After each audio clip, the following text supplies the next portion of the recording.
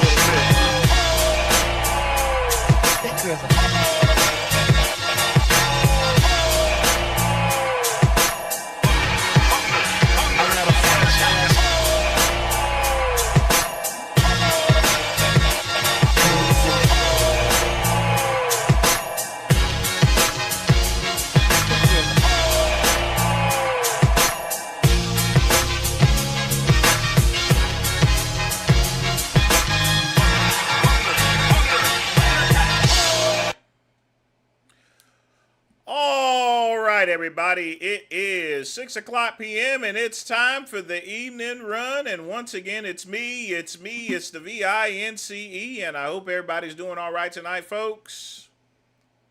5 a.m. is the time I will be getting up tomorrow.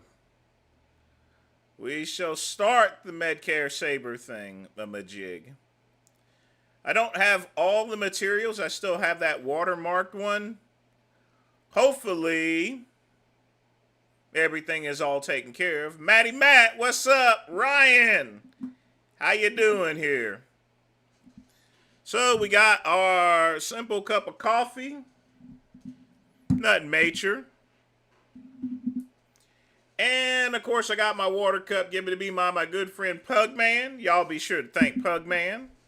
And thank everybody else for donating, who have supported this channel. I heard about the debate, Matt. I've just not seen it yet, and I don't know how it went. It's kind of interesting to say what's going on there. I mean, as you know, The Onion now owns it, and it just says off air, essentially. That's InfoWars now. So I don't know where Alex Jones has been hiding at. I'm sure he's already developed a new website where he can go and hawk his wares and stuff like that, you know. Not for sure. I've never been a big fan of... Well, thank you too, Matt. Don't forget yourself, man. I'm telling you.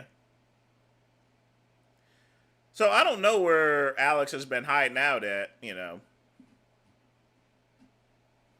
I mean, I really don't. But, you know, his bullshit will continue. Like I said, I don't like this guy one bit. I'm always big on free speech. But the thing that he did to those kids and stuff, those families, was just plain disgusting. I mean, that he, you know, what he did was just horrible.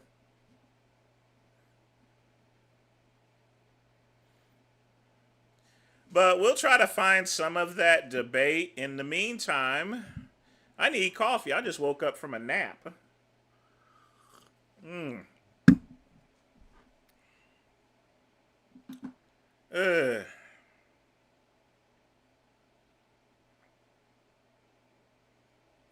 But at this point in time, Alex Jones owes $1.4 billion. He has a $49 million defamation judgment, you know, all because of that Sandy Hook thing. Like I said, that thing is horrible enough, but for what he did, I mean, it crossed the line between First Amendment there. I will tell you that right now, beyond that. I mean, just beyond that. Those people did not deserve what Alex Jones gave them for decades. Can you imagine that? Your children get killed, and because of this asshole, he goes and decides he wants to say that it was all fake and everyone was actors.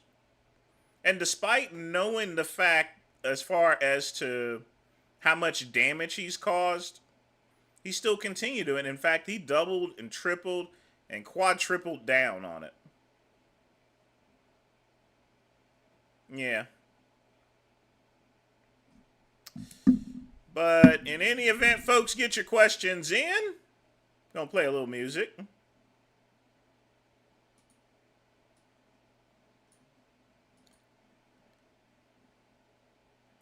I am just gonna chill out for a little bit, because I gotta wake myself up.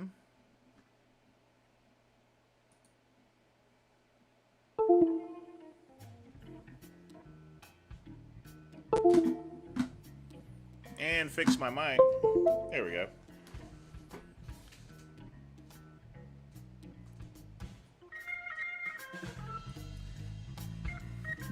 My mouse and keyboard have been acting up lately. Saw this on Twitter. Had me dying laughing. There's 4 short episodes of this long. Matty Matt with a $3 donation. Definitely appreciate that. Let's see what we got here.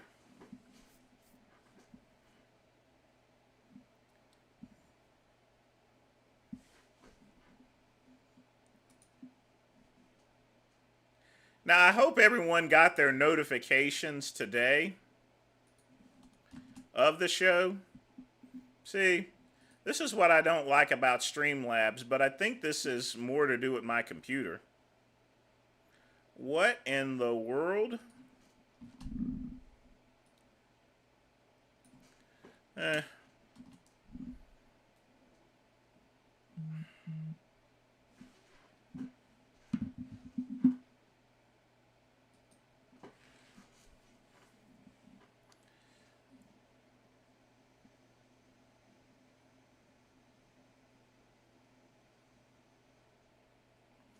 Gonna get everything fixed up. Yes, indeed.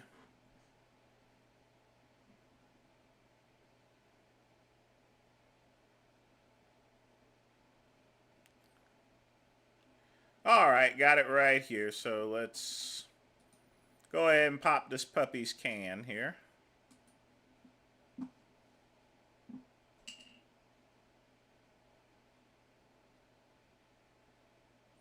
Ooh, Winnie the Jew.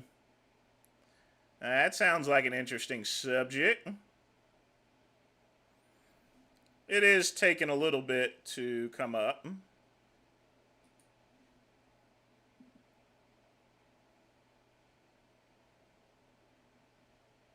Much like everything these days, I swear. Must be some sort of conspiracy.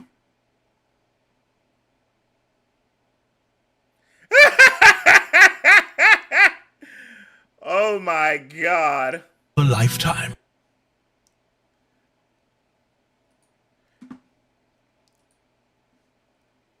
I already know this is going to be funny. Welcome to the story of a lifetime. Winnie the Jew and Nigger 2. You see, the nigger tiger is a simple creature that values quick-hit dopamine over logic and reason. This is to no fault of the nigger tiger due to his genetic predisposition. Meanwhile, the bear Jew sees opportunity in the nigger tiger's natural athletic ability and intellectual handicap. The bear Jew doesn't care for morality because he views his bloodline as superior to all other beings. When money is on the line, the bear Jew is willing to do almost anything to get it. You see, it won't take much convincing of the nigger tiger to sign his life away, and the bear Jew knows promises of fame and fortune is enough to get him to sign the contract. Of course, a little bit of money up front will get the nigger tiger completely on board. And this is exactly how the Bear Jew has slowly but surely taken over the entire world. But the story doesn't end here. Many challenges face this dynamic duo. Follow along for the next episode of Winnie the Jew and Nigger 2. Oh, we gotta watch more of this. Oh, yes, we definitely gotta watch more of this. I gotta... Welcome to the story of a... Matt, we definitely gotta watch some of this here. Hell yeah.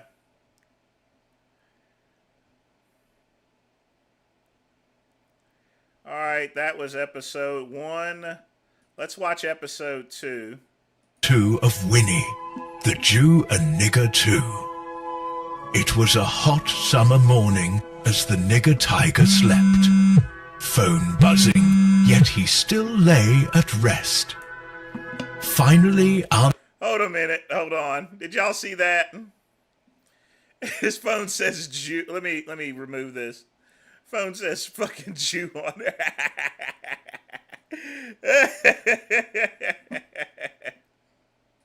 A hot summer morning as the nigger tiger slept. Phone buzzing, yet he still lay at rest.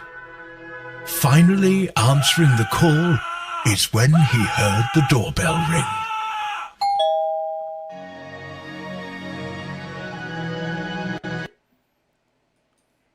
Boy, someone put a lot of fucking work in here. That is one messy apartment, but we've got Air Jordans right here, NWA. And now, first off, you can't put this with this. This here is East Coast, and this is West Coast, so I guess they were...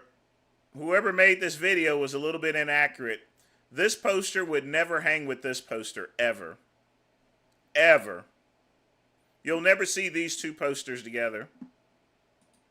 You know what? The sad thing is, Matt, there's some real truth to this shit, man. I'm telling you. Alright, man, look, I'm the nigga Tiger, and I'm so fucked up right now. I'm off them prescription meds, nigga. I got Jewish doctors, nigga. I'm dripped out in Balenciaga. I have so much swag, nigga. Yo, what the fuck happened last night? Low-key, I'm kinda dressed like a faggot. Bro, why is my ass sore? Damn, I feel like shit.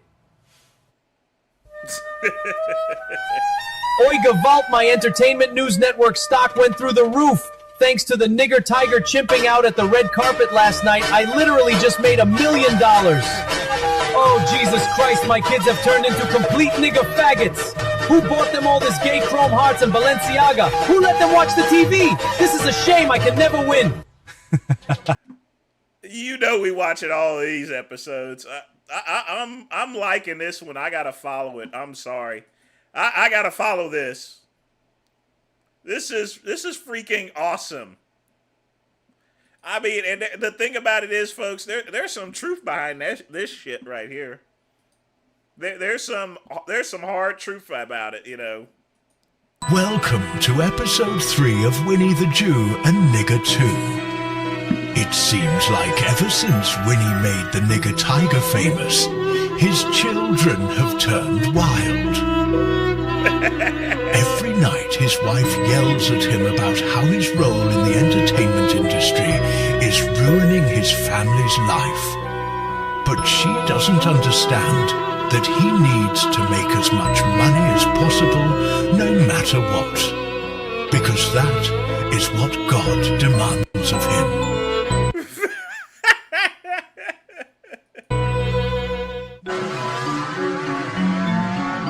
Damn, nigga, no cap, I'm high as fuck off perks and whipping a foreign car. This no Hellcat! I'm a real young rich nigga. On God, bro, they thought I wouldn't be shit, but all I had to do was link up with Winnie the Jew, and now my life a movie. No cap, bro, this shit is so lit.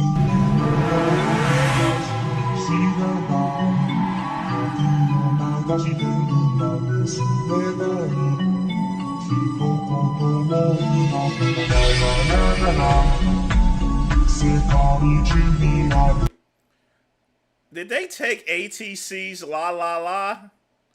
Yes, they did.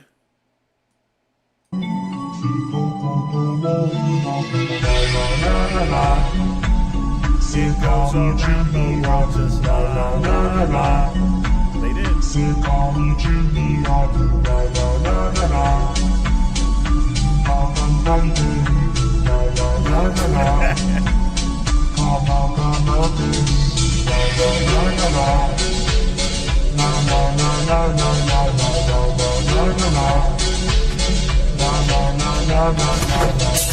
Hey, what the fuck? Are you okay, dude? You look super fucked up, my nigga. Let's get you some water, fool. You see, the nigger tiger had never experienced the loving embrace of a strong pigletina before, and immediately fell in love, despite her low-key being poor as fuck and kinda smelling like hot Cheetos. Look, Pigletina, I fuck with you heavy type shit, and like, I don't even want to smash, I just want to get to know you better.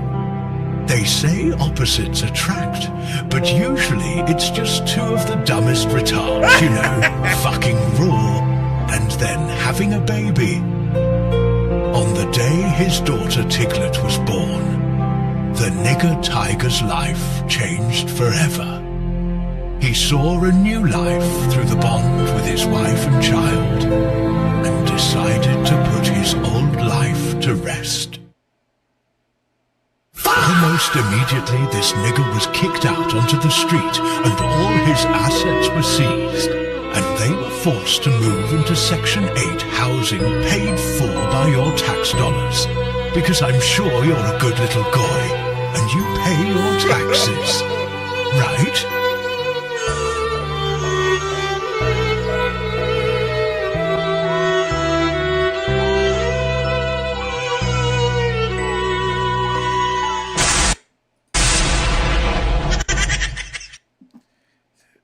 Damn. Oh, man. Mintnator, what's up? We're playing Winnie the Jew. This is... Two. You know we watching all this tonight. I hope they come out with more episodes. I mean, I hate to say there's some truth behind this shit right here. He's basically describing the rap industry. He's describing pretty much the hip-hop industry to a T. In fact, the music industry for black entertainers, for black musicians, for probably the last 80 to 90 years. Like I said, and I'm going to say this again, 80 to 90 years, probably, actually 100 years. This is black musicians industry for the last 100 years and counting. I think that was anti-Semitic. Man, I'm going to tell you right now, this thing goes fucking hard. Yeah, Matt, thanks for the donation, but especially thanks to this, we're going to play this from now on the channel whenever there's an episode. Welcome to episode 4. All right, enough of the Jews. I mean, Mintnator, here's the thing. Black folks, whenever they were doing music, they couldn't get their music played unless they had a contract with the manager, and much like MWA, most of the time their managers were Jewish. So it's a double-handed sword. If it wasn't for the Jews, you know, we wouldn't have so much success and we wouldn't get the airtime. But at the same time, a lot of people like Jerry Heller, they went and signed themselves. Not only did they get manager fees, Mintnator, but they usually signed as a co-creator of the music as well. Therefore, they got a double check. And then on top of that, they charged for traveling expenses. That came all out, and he charged them for that. So, and the thing about it is, folks, it didn't just happen to black folks. It happened to white folks, too. You know, that was the way the music industry, but especially for the black man, certainly happened. There were only two real exceptions that I can say that were made. One, MC Hammer. because he was already copping millions of dollars from selling his CDs out of his car. He had already made millions of dollars just selling his videos out the car. And also Master P, who had an exclusive deal with Priority Records, cut through the middleman and was able to do his own thing. So he didn't have a contract like these typical rappers, not these typical niggas and stuff. So there are exceptions to the rule where people just copped out. So the thing about it is, the reason why MC Hammer got so rich at one time before he blew it all was simply because he bypassed the bullshit because he already had money. And he had friends in high places there. So, yeah. The Eyes Wide Shut party. You know what? I never had MC Hammer pants. But my friend Isaac from back in the day, white kid, he wore those things all the time. Now, I did wear baggy jeans, I will say that, for a short period of time. And when I say short, I mean very short period of time.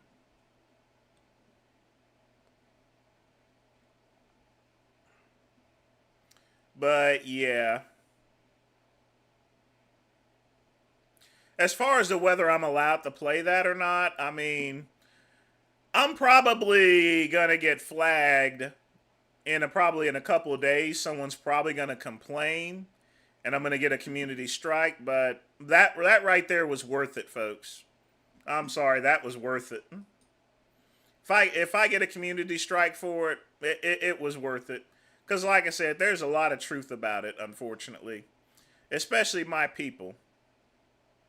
And I love my brothers and sisters and everything like that, but I will tell you this right now, folks.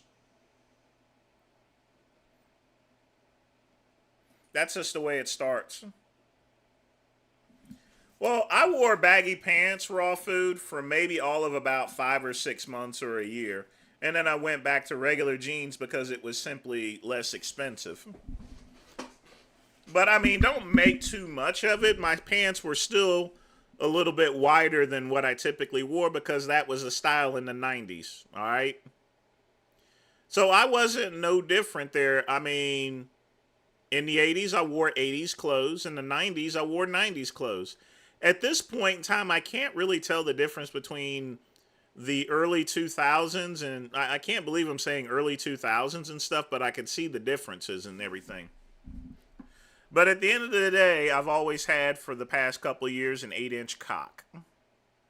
Just keeping it real and telling it to you like it is, baby.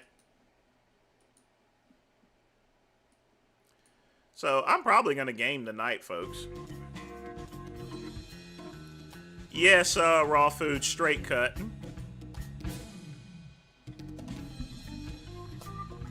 Well, no, actually, I take that back. I wore carpenter jeans, actually.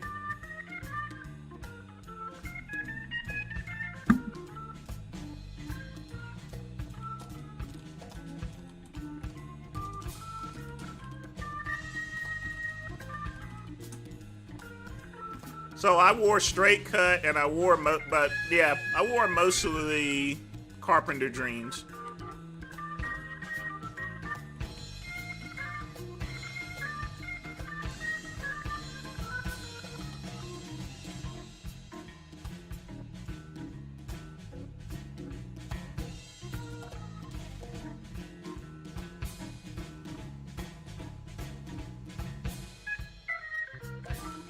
But then in the late 90s, I literally wore this outfit all the time. If you're wanting to know how I dressed in the late 90s, I mean, this is pretty much what everybody was wearing. I'll show y'all this. I'll show y'all this right now. On God. This is pretty much what I wore. In fact, this is what pretty much everyone wore. Work with me here. Everyone practically wore this outfit. Black t-shirt, tight, black rib t-shirt, and khakis.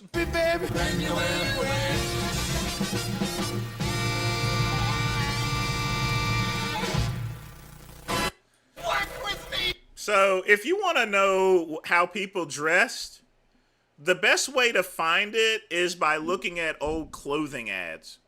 And Gap is just one of those. Gap is just one of those types of clothes to where they defined what people dress like, in other words. And especially Abercrombie and Finch. Oh, God.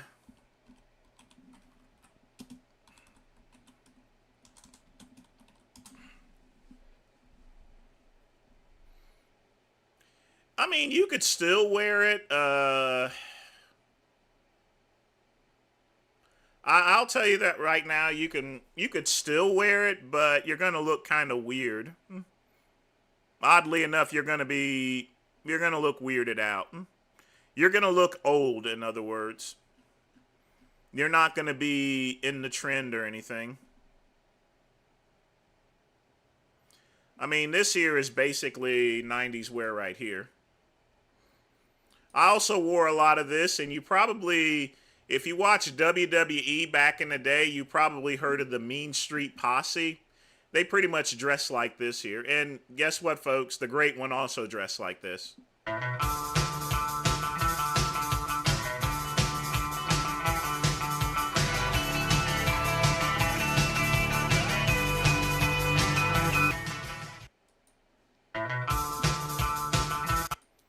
Yeah. Khakis were all the rage in the late 90s. But you know what, folks? They were kind of comfortable. Everything was tucked in and clean. Now everyone looks like fucking slobs. I mean, compared today.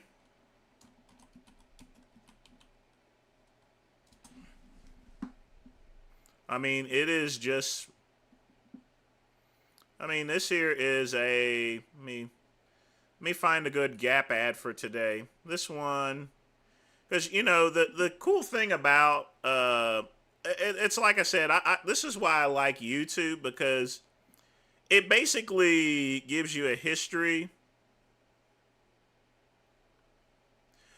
Well, raw foods, people are trying to desocialize with flip phones, so they're making a huge comeback. I mean, they really are. So nowadays, well, I can't play this probably.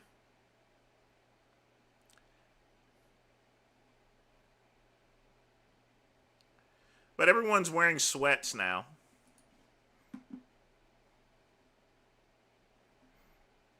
Some things that you just gotta learn on your own.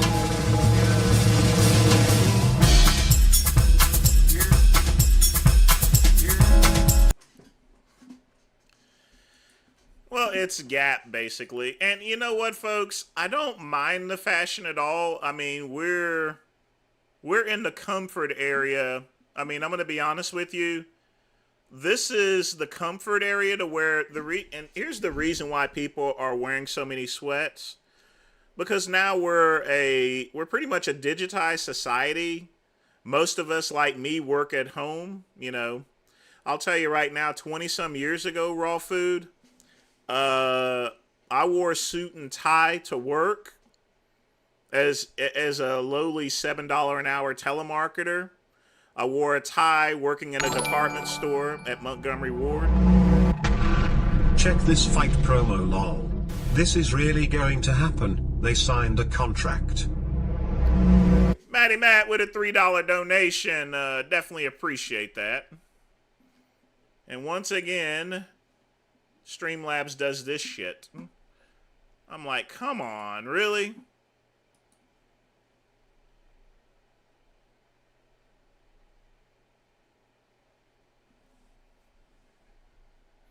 I am so getting sick, and you know what? Chances are I'm going to have to switch to Linux here and just abandon this platform. Because I think Microsoft is doing this shit on purpose, so you'll switch to Windows 11. Which I could switch to Windows 11 for like $20, but they have so many barriers because I'm still using an i5 computer that that I don't know if it'll work or not, because my computer, folks, is like 13 years old. But we shall see.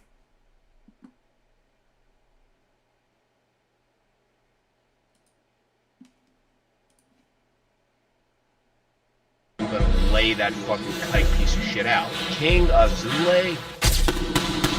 You fucking disgusting kite Jew piece of shit. Gas the Jews. Hail Hitler. Gypsy. Gas the Jews. I'm gonna have no mercy. You signed a contract and you also signed your life away. I pretty much got a license to get rid of a man. Everything that's gonna happen that night will be to stop all the bullshit that you put out online. This is for all the Ashkenazi Jews that got taken down in World War II. To all my Jewish brothers and sisters. You better hope you don't lose that fight, my friend. Watch it worldwide. For my Jewish brothers and sisters in the IDF, who you brought online and laughed at and mocked and cursed and wished death upon. This is for all of us. For the state of Israel. For the rise of the one and only nation. You gypsy. You don't even know what's coming. This is gonna be biblical. Because I'm going to convert a fucking Nazi. You better lay that fucking kite piece of shit out. King of Zule?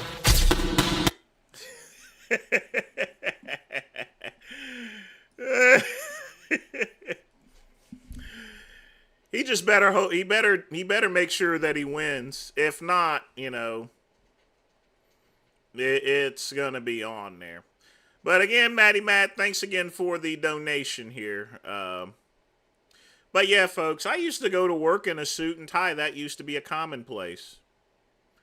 And then it just went from business suits to business casual, then super casual. And after COVID hit and everyone started working at home, it went to pajamas and t-shirts and stuff.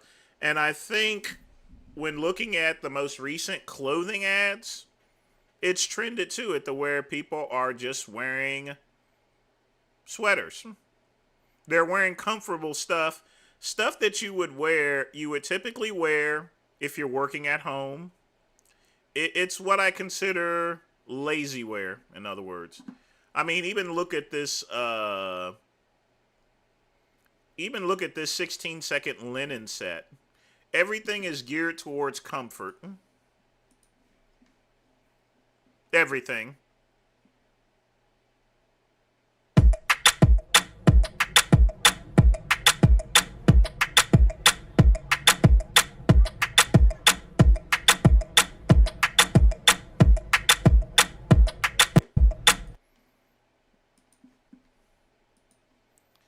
Boy, you really trying to get the niggers to buy that stuff, ain't you?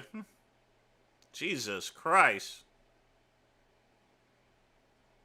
But yeah, everything is in a comfort, we're in a comfort area. And you know what, folks? I really don't have a problem with it. I know some people my age will say, hey, these people should be dressing all natural. I'm like, why? You know? Why? There's no point in it, though. Folks, if you work at home, what does wearing a suit and tie at home have to do with your work, basically? You know? Even going into the offices and stuff, okay. Some offices still operate that way. But, you know, in speaking with and speaking with some of my colleagues, they dress the same. When I go to work, I work in pajamas, folks. Because there's no point in trying to keep up with the old days. It really isn't. So, and I mean, I think we're going to be in this sweater, comfy thing for quite some time, if not permanent, until we start wearing fucking spacesuits like George goddamn Jetson. The style of clothes is based upon what most people are doing, in other words. Yeah, and that's the thing, Matt. I think he's gonna get fucking killed. I mean, he is a racist and everything like that. But folks, I mean, the guy has won titles. He's got the U.S. national title for the World Kickboxing Association. What does King Azuli have? He doesn't have shit, basically. There's a nice little mugshot of him. But yeah, King Azuli is going to get killed. I mean, I don't think he thought this through whatsoever. Because the thing about King Azuli,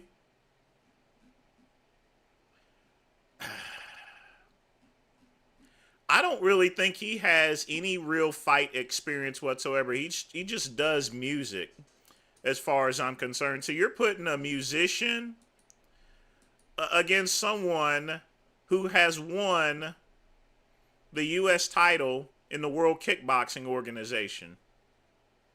That's just freaking nuts. And this guy knows Muay Thai as well. How in the what is King Azuli thinking, really? And it's not like he's old or anything. I mean, he's, you know, and stuff. I mean, shit.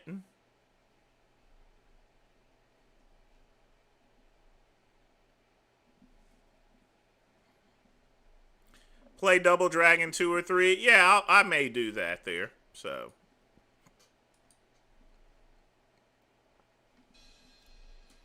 I mean, more people are going to be moving to working offline because guess what? Restaurants and stuff, they're going to start doing a lot of automation. You got AI bots and stuff. Let me show you this shit right here.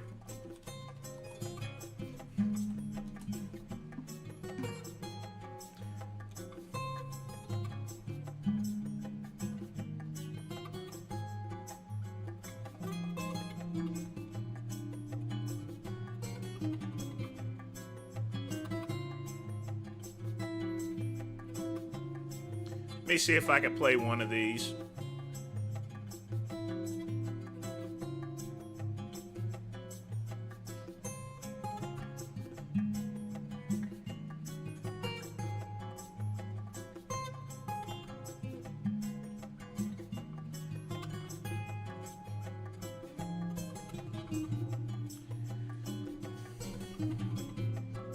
I think I can play this one. Let me see if anybody can guess what this is. Not too long ago, hold on. Well, this is a nigger, but really, what do you got? I ordered a robot. Now listen. I know. It finally came. Chat. I want y'all to check this stuff out here. Yeah, 135 kilograms. That's like times 2, a little bit more. Oh my God! Okay. Wait, get the handshake. Let me say hi to me. Say hi to me, nigga. Say hi to me, nigga. What the fuck? Handshake. Yeah. Want a handshake? Yeah. I want a handshake. Give me a handshake. Nice to meet you. You know, this video might be minty. It's like... Oh, boy? What the... Oh. I'm gonna go stream. Okay, I'm gonna test something, okay? Yo, chat. Oh! You dumb people. You got a program. Oh, and of course, this thing's kind of funny how you get. Wait, so far, it has to be more cool. Nah, we just haven't. You don't know the controls. I don't know. Yeah, that's it. Oh, fixed cam. I gotcha. Wait, what does B alone do? B alone? These don't do nothing. What does? 1, 2, 1, 2, 1, 2. Well, there gotta be some like. See, you gotta program Robot these damn card. robots. What are they doing to this thing? Robot. He's a RoboCop. What the fuck? He's reaching. But you know what's crazy? I ordered this 5 months ago. I think we've had enough internet for today. Jesus Christ. Let me show you another example. That was not a good example.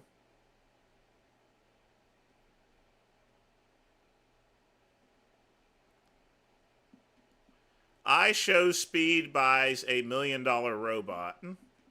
All right, we'll put this up here and see. I might, my channel might get flagged, so I may have to take this down. So let's go to this here. I may have to take this down, honestly. Hey, give me a drink.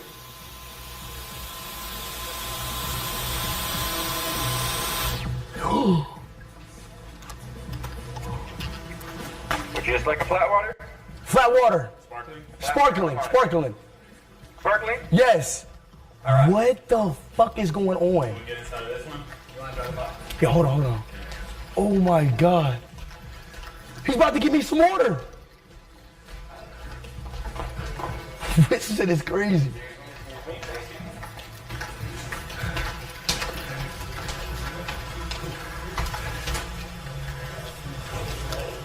What the fuck? Yo, this shit is creepy. You said sparkling? Sparkling. Bro, what the hell, y'all? This is a real robot. I swear to God, it's a real robot.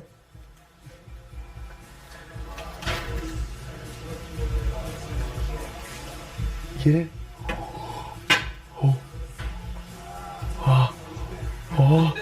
Oh.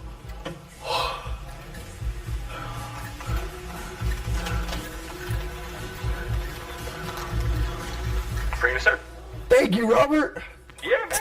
Enjoy it.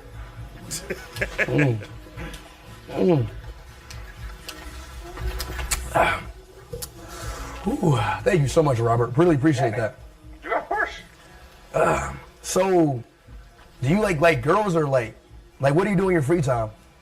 I clean, man. I love to clean anything around the house. That's my bread and butter. So you just clean? Yeah, I just clean. I can do chores around the house, take out trash, anything that's tedious around the house you guys want me to do, I'm there. What about like something more private, Robert? What do you mean by that? Oh. And you know what the thing about it is there, folks? They get smarter and they get smarter. I think we've had enough internet from this guy. Yeah, folks. But now you can get these things. I mean, there's also this one here. Hold on. See, the crazy thing about it is, folks, this is from like a year ago. And now we got stuff like this coming out right here. Okay, so this is the beta unit. Watch the skin tone shift when I press here. It's way too real. See the micro expressions? All servo-driven. No pre-programmed How's that even smile. a robot? There's no way. Look at her Optical eyes. tracking. Okay, so this is the beta unit. Watch the skin tone shift when I press here. I mean, they're making these things literally almost live. It is scary. Here you go. Oh, beautiful. Show me wake up. Take a few steps. There you go. You can carry. Get back to me. You're the best, Neo. Heavy.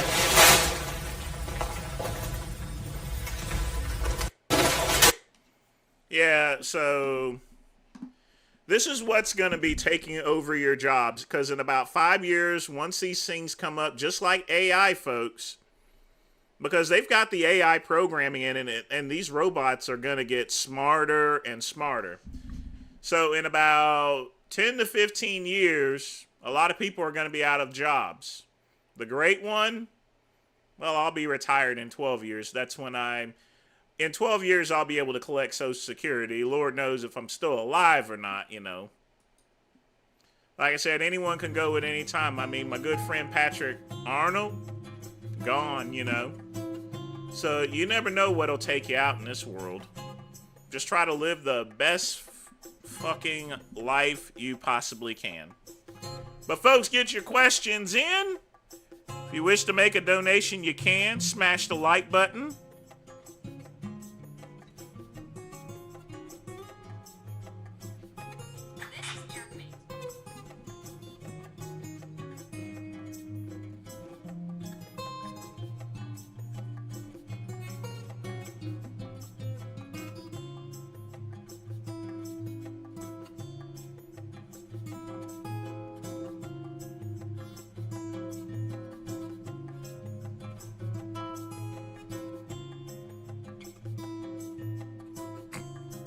Yeah, I mean, anything is hackable, Red Panda. But in the meantime, I mean, eventually they'll become unhackable to where they'll be unplugged from the internet if that happens. So then you won't be able to hack it.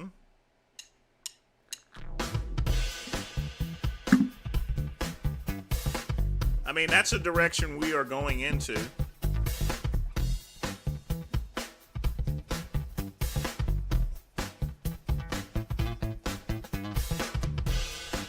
Well, let's see what we got video-wise here.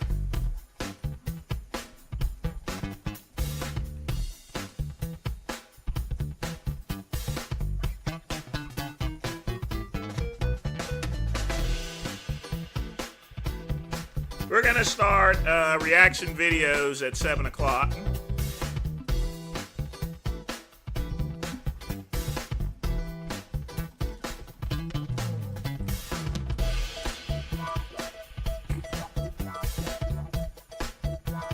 Meantime, I'm drinking my coffee.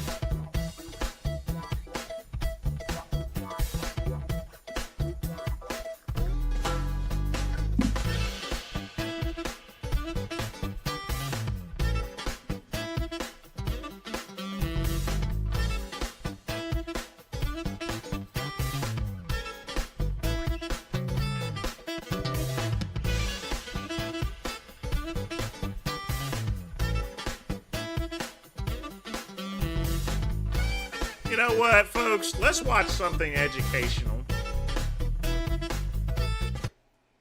You know, I was watching a little bit of Dave's peptide videos, and I didn't quite catch all of it. So, I'm still streaming on Kick, but I'm not actively... I'm mainly going back to YouTube. At least just for now, folks. Just for now. So I'm going to play this one on peptides here. 10 microgram. I think that this one's pretty good, and Dave pretty much sums everything up here. A day, or 20 micrograms max, and you do it like on a 4-week on, 2-week off, 4-week on, 2-week off type rotation like that, you would see way better results, okay, from the IGF-1, because now your receptors won't downgrade so much, and you're giving your body breaks between the use of it, and now it starts working a lot better. I'm Dave Palumbo, founder of Species Nutrition. From my earliest bodybuilding days, I believed in only putting the best in my body. And that lives on in the Species Nutrition line of products. I put my name and reputation on every bottle of Species Nutrition products. If you want to be your absolute best, join the evolution.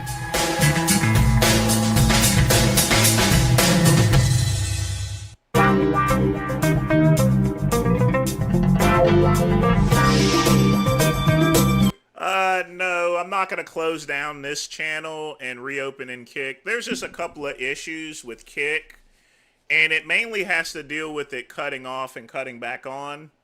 And I think it has to deal with my computer, which I'm going to have to upgrade my computer, folks, but I don't have much money, so I got to figure that one out.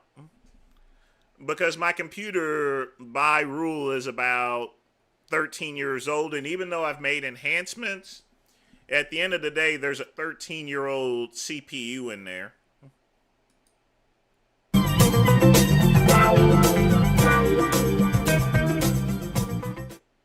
You guys are the smart guys that came, okay? I was just saying before, I was trying to think about why, we used to do seminars like in the 90s and early 2000s and even in the like as early as like 2015 and there would be like 100 people here. And I realized that people now think based, and it's good. Look, don't get me wrong, I enjoy the little 60-second clips too. The problem is, which has always been the problem with the internet, it's a great source of information, but it's also a terrible source of information because you don't know what to believe. And usually when people are pushing a certain product, they have a reason to push that product because they're trying to sell it. And I think a good topic to talk about, because I always think about, I always talk about the same thing, kind of. I talk about protein, fat, carbs. People love that. And I'll go wherever you guys want to go with the seminar. But I think peptides is like a really big thing now. And, even, people think they're legal, and they're really not legal. It's not legal to just go and buy peptides. And I'll be honest with you.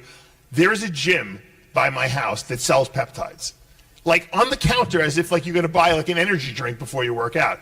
And there is a nutrition store that sells peptides as if it's like, all right, I'll take a multivitamin, essential fats, and I'll take one of those peptides. So the problem is that these peptides promise the world. Now, people use them, and they're really pushing them hard because they're easy to get. And if you remember a couple years back when SARMs were popular, selective androgen receptor modulators, which were touted as, going to replace anabolic steroids, which they never did because they're weak. Those were being sold kind of in that gray area too for a long time, and so people were using those because they were available. And so this new thing of peptides is, and peptide hormones have been around for years, right? I mean, thyroid hormone is a peptide hormone that is orally absorbable because it's really short, so it doesn't get digested. You can take that orally. Insulin is a peptide hormone. Growth hormone's a peptide hormone. IGF-1 is a peptide hormone. So these are all protein-based hormones. But what started happening is these drug... No, I didn't hear about that, Matty Matt. But honestly, I think eventually there's going to be a movie about him. Probably a comedy movie, but, there's gonna eventually be a movie about Z's. Companies started to experiment with some of these short chains of peptides that do things in the body, and they wanted to turn them into drugs, prescription drugs. And after doing trials with a lot of these drugs, they had a lot of side effects, or they didn't work. And so they abandoned them. And then what happened was, the Chinese marketplace grabbed these things and started making them available for purchase. So basically, a lot of people are using discarded drug companies' drugs. Like, you see these like Sloop, you see AOD, these peptides. And if you look, and I always tell people, if you want to know if a peptide does anything, see how many things they promise that it does. So exactly. If they're promising you the world, all you're going to get is a pebble. I'm going to be honest with you. If they promise more than two things, they probably do nothing. So if they say, well, it's going to burn fat, it's going to build muscle, it's going to optimize cognitive function, it's going to enhance your immune system, and it's going to increase mitochondrial output, you could bet it doesn't do any of that, okay? Because if it did, everyone would be taking them, and the drug companies would be selling it, right? So that's a good litmus test if you want to know. Because a lot of people say, which peptide should I take, or are these any good? And you don't even need to ask me. Just look at the promised effects, and if they promise too many things, then they don't do it. Now, if you look at like a peptide like, say, BPC-157, which is really popular now, it's one of the healing peptides, body protective compound 157. And the reason why it has a number on it is because this drug company was experimenting with it, and that was the 157th version of this body protective compound that they produced. And that's where the name comes from. But this thing only really promises one thing, that it helps healing and repair of tissue. And that actually works. It actually does something. And once again, when they promise one thing, a lot of times these peptides actually produce. Now, how well it does it, everyone's body responds to peptides differently, because peptides... And just remember, folks, just a quick reminder, if you're wanting legitimate product, be sure to go to Kente Wellness. This is my company, folks. For men's health and wellness, you go through me, Kente Wellness, licensed U.S. facilities, treatments available. I got it all, folks. If I ain't got it, you don't fucking need it. All right? I got it all. Check it out. Check it out. Check it out. You know? Yeah, we got it, man. We got it. We got it, folks. Injectable NADs. I mean, I don't sell peptides or anything like that other than this here. Look at this baby, folks. And you see, unlike some of these little cats here, I sell properly dosed stuff. That's why I went with Lega up there. Because the key thing is that I don't need to get fucking returns, all right? So, yeah, the great one has, I have this, I got this. So if you guys need to, you know, get shredded for the summer, just like the great one's going to be with this product, because guess what? You know I'm going to get a discount on my own supply, right? Right? Right?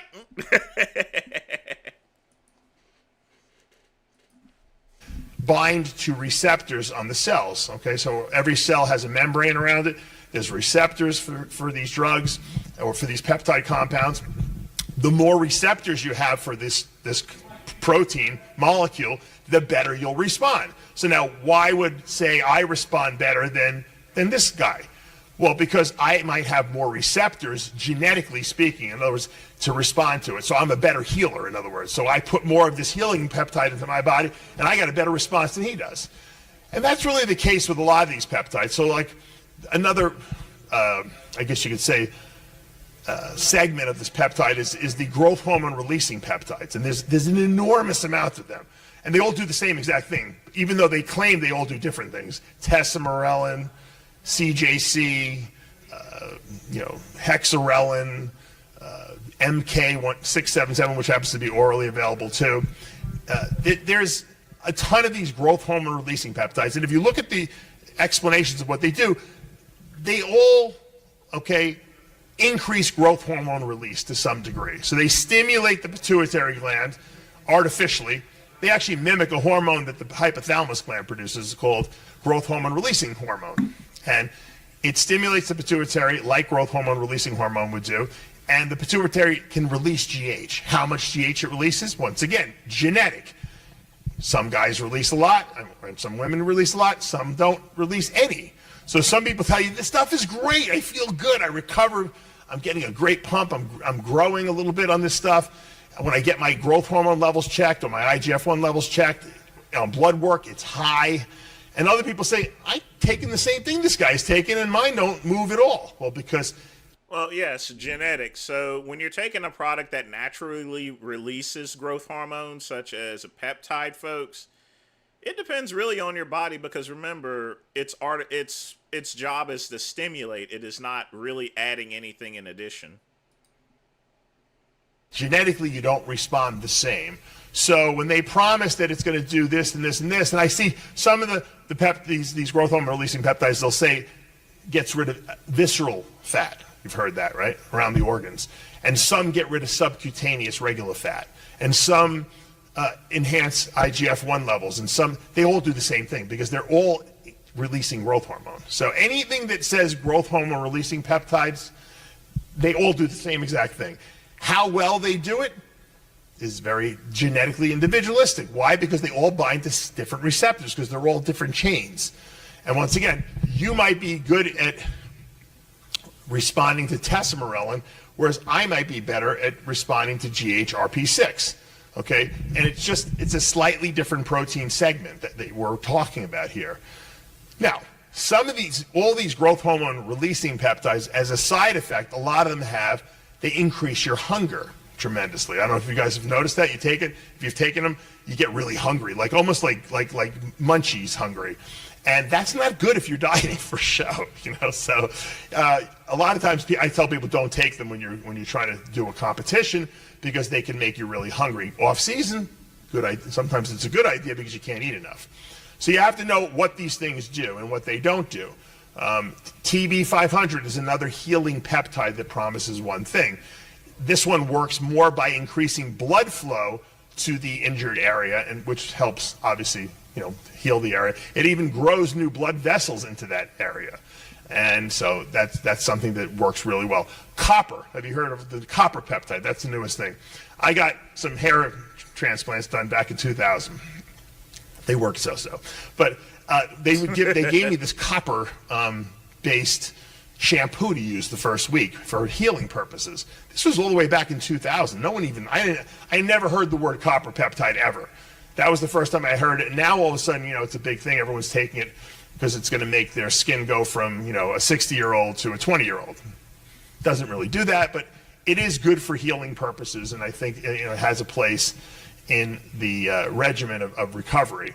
KPV is another peptide that reduces inflammation. So a lot of times you might see they stack 4 of these healing peptides together. They call it the glow stack. It's KPV, copper peptide, TB500, and BPC157. And that seems to work pretty well. I see a lot of people getting good results and good healing from it. And I find the BPC157 is the most potent. And I like to take that separately. So on a regular basis, I usually do that into whatever injury I happen to, whatever's hurting me that day, I'll put it like right under the skin in that area. And that works. But then we get we get into the realm of the GLP-1 agonist. How many people take a GLP-1 agonist here? Anyone? I don't, but anyone? Yeah, there's someone raised their hand. Those are like Ozempic, Mounjaro, retatrutide. Retatrutide is actually a GLP-1 agonist peptide, and then 2 other peptides, a GIP peptide and a glucagon agonist as well.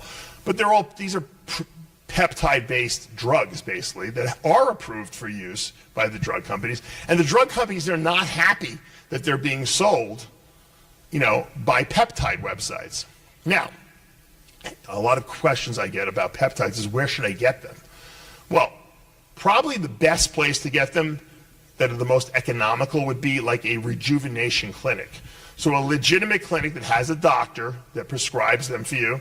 I deal with a clinic called TitanMedicalCenter.com in Tampa. They're awesome. You call there, you order them. They have them compounded in a compounding pharmacy in the United States, and they ship them from the pharmacy to your house with a prescription. Now, that's one level, okay? There's another level you can go to, especially if you're looking for these GLP-1 agonists like, retatrutide. You can go to a doctor and get a real prescription from the actual, company that makes it. That's going to be a very expensive prescription unless you have a need for this stuff because you have a blood sugar control issue, possibly, and maybe your insurance might cover it. But a lot of times that doesn't, for bodybuilders, it usually doesn't. That's not usually the case. Now, the third option is go to Joe at the gym who sells it because he orders it from China, and he gets it real cheap, and he's going to give you a good deal on it. The problem with Joe from the gym is that you don't know if what he's selling is the real thing. Joe from the gym is not running it through an HPL, chromatography machine to see if it's actually real. So maybe you're taking a GHRP, a growth hormone releasing peptide when you think you're taking something else. So it's kind of a crapshoot. So I wouldn't recommend going that route. I know people do it because it's cheaper. But once again, ask yourself, what am I doing this for? If you had a joint replacement and you're trying to heal, you probably shouldn't go to Joe from the gym, because it might not be sterile. So I would tend to recommend going to some of these clinics that are legitimate. Anyone take peptides here? What do you guys take? BPC? BPC, yeah, that's usually the most. Anyone take any of the weird ones like AOD or Sloop or? You did the GHR. How did you find that they worked? Yeah, they're all the same growth hormone releasing peptides. How did you feel they worked? Yeah, and that's exactly what I said. So there is a very Nader, they are hiding because they realize that their decisions in order to skip the piss trooper crowd failed dramatically. Especially Cuban. You can't be a white supremacist when you're not even white. All right? You can't be a neo-Nazi if you're not white. All right? If you are not of Aryan blood, how in the world can you be a white supremacist? Variability of how they're going to work. And, you know, it's funny, but when you take actual growth hormone, it doesn't matter when you take it, really, because you're actually injecting the hormone. When you're trying to elicit a growth hormone release, a lot of times it's better to take the injection when you're in a low-carb environment. So in a low-carb environment, you tend to release more GH because growth hormones are released when your body is low in insulin and low in carbs. When you have a high insulin or high, you know, carb, usually the body doesn't want to release insulin, growth hormone at that point. But that's why that's why bodybuilders inject growth hormone, because it doesn't matter. They're putting the GH in. It doesn't matter what's going on in your body, and it kind of overrides everything. And once again, there's also the difference between what's a pharmacological effect versus a physiological effect. A lot of people, you know, now the thing is with hormone replacement, we want to take what's called a physiological dose. So we're trying to replace what our body naturally produces. We were just talking to Dave about this earlier. You know, as we get older, we take hormone replacement. I take 80 milligrams of testosterone a week. Now, why do I take 80 and, you know, another guy might take 200 milligrams a week? Well, it depends on what your blood levels are on it. Some people utilize these hormones better than other people. So blood work is important.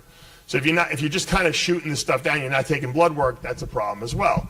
Now, I'm kind of against, and I know this is, you know, more and more people are doing it. I'm kind of against women who take testosterone, even though they're small amounts. I just think that there's a better way to do it, like, you know, but because there are side effects possible. Because what happens is women start taking some testosterone replacement, and even though it's small amounts, it's, you know, boys don't go through puberty in 1 year. They go through puberty over, you know, 5 to 7 years. And so these side effects could be cumulative. So you got to be careful about that. Make sure you're checking your levels, because once again, you might take a 5 milligram dose per week of testosterone as a woman, which the doctor says is ideal, but yet your levels are 250 or 300 on blood work, which is a man's levels. So you can get side effects from that, whereas your friend took the same amount and her levels are only 50. And so she's getting no side effects, and you're growing hair in your face, and you're like, what the heck's going on here? So you got to do blood work if you're going to do hormone replacement. That's really important. So I think that that's something that people neglect a lot of times, and they think it's a one-size-fits-all type of situation, and it's really not, unfortunately. And Dave's exactly right on that. You know, this was, I'll be honest with you, that was a good learning lesson. Dave pretty much knocked down what peptides and all these growth hormone releasing things are all about. He said it better than I could say it there. I'm going to be honest with you. All right, folks, I think we went a little over for 7:14, so let's go ahead and get started with the reaction video. So let me go ahead and check this out here. Let's see what we got for today. All right. Got a couple of them here.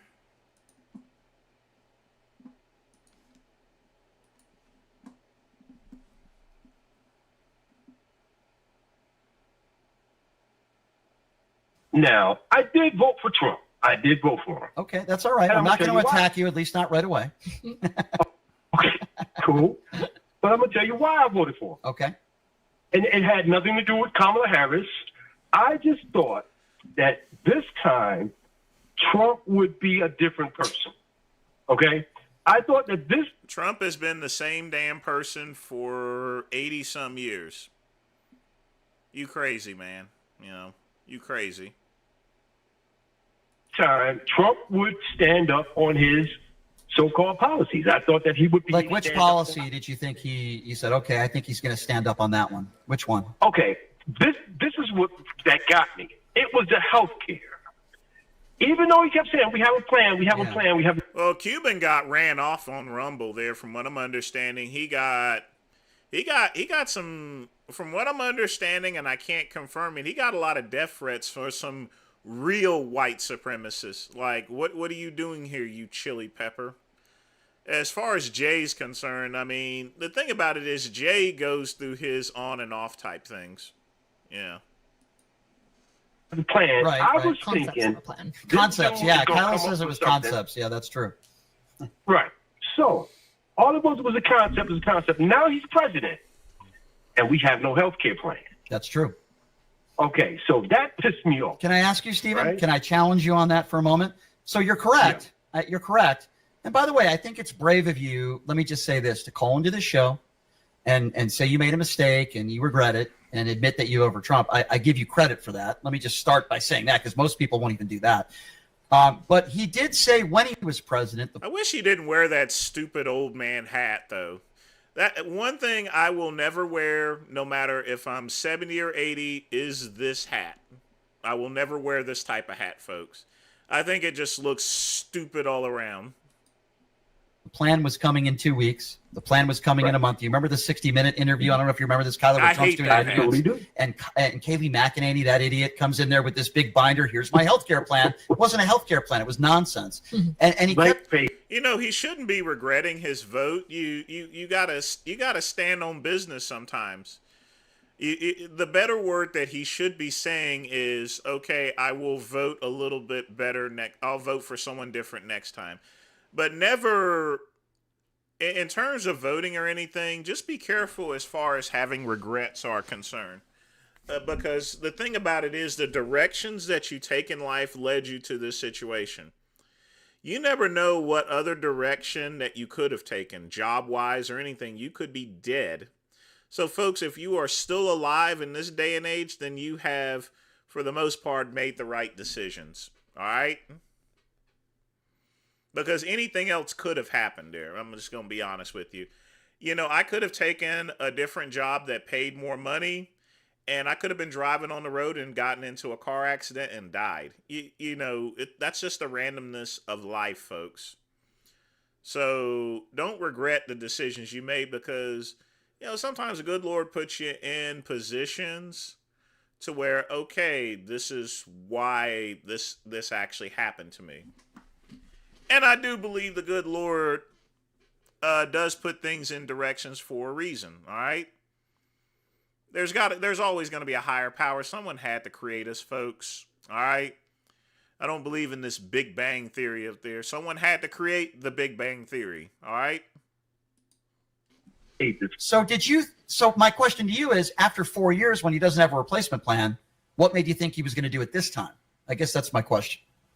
Well, again, listening to first of all, my family has always voted Republican. Okay, always. Okay. I can go back to my great grandmother. She voted Republican, basically. Right.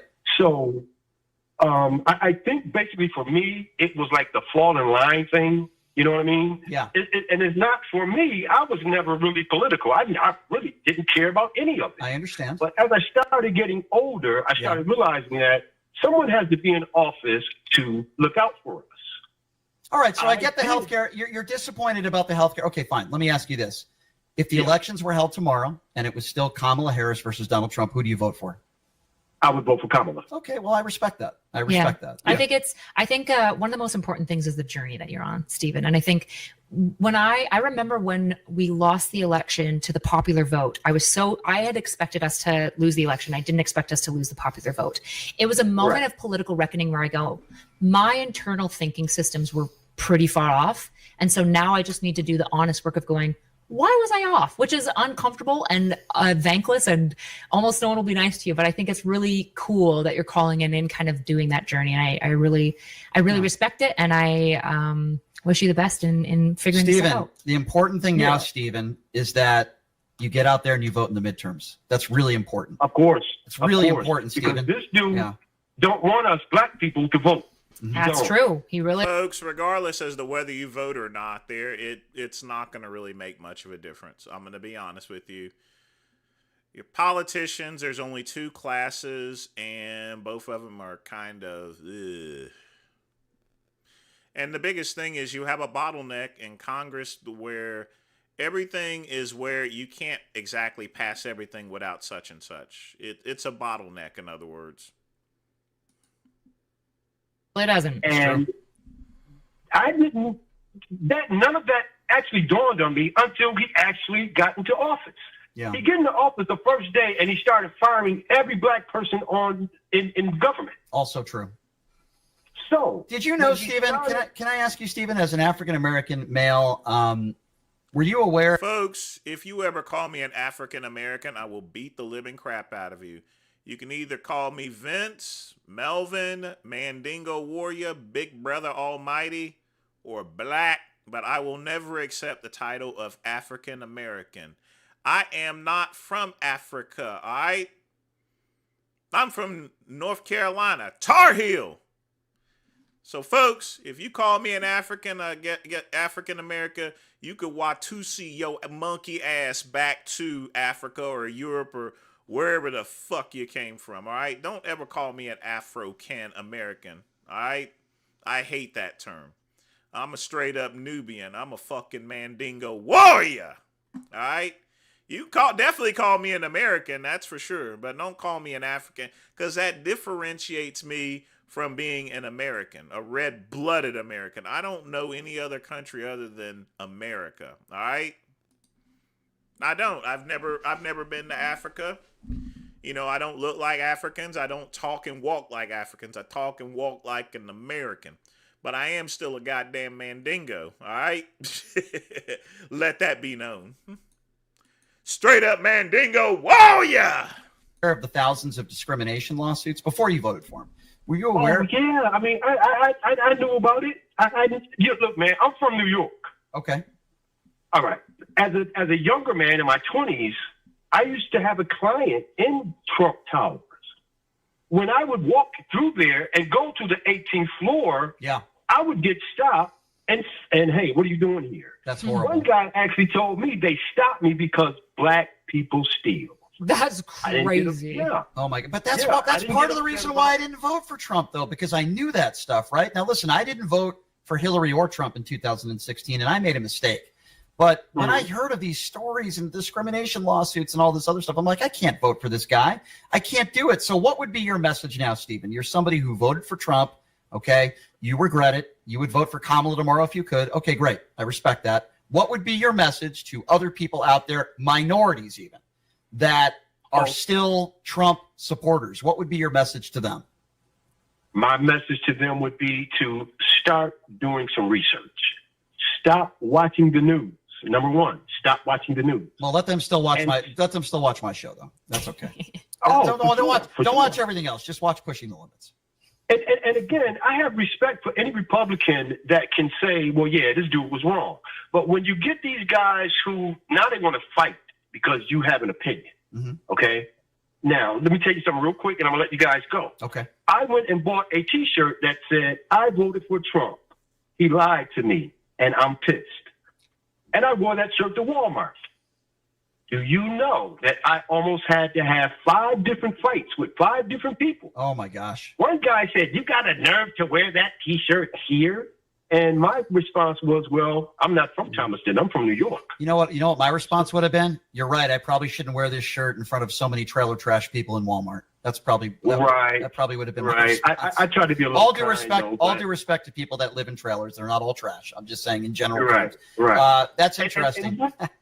Yeah, and what I really want to say was not all Republicans are MAGA, and that's I agree. what I told these. I agree. The guy that was on this show, Dennis, Deaf Noodles Dennis, the other day, he's not MAGA.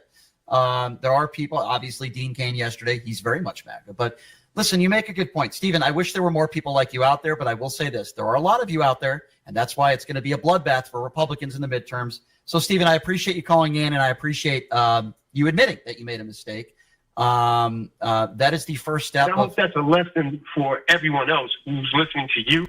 Yeah. That, I'm a 65-year-old black man. I do very well in life. Okay. I'm pretty well educated. Mm-hmm. If I wanted to take a vacation right now, I could do that and not have any problems. Okay. Yeah. Trump has not made my life easier. Bills gone up. My premium has jumped up $183. Yeah. So I'm pissed. Well, you should be. Now, you should be. All I want to know is, what are you going to do for me since I voted for you? Well, he doesn't care about you. And I'm getting nothing. Well, he doesn't care about you. He doesn't care about me. He only cares about himself and maybe a few of his close friends and donors. That's it. Listen, Stephen, I appreciate you calling in, and I think it's brave to at least admit that you were wrong, and that's a good step. Kyla, those calls are few and far between. We've had 2. We've had a couple, though. Yeah. So, and they're listening to this show. So if I had a small part of that, then good. It makes me feel warm and fuzzy inside. That is the first step. from getting rid of the MAGA herpes. I'm so Oh, that's horrible to say there. That's just horrible. immature. But that's the first step, though. You have to admit that you're wrong. Yeah. You have to admit that you made a mistake. Get out of that Trump fellatio syndrome spam that you're in. Admit that you're wrong. I made a mistake. I'm going to do better research. And moving forward, I can't vote for a MAGA Republican. That is a win. Yeah. I'll take that as a win. Yeah. All right. Appreciate the call, Stephen. Thank you very much. MAGA herpes. I'm so immature, Kyla. I don't know. I'm like 46 going on 12. What a goof.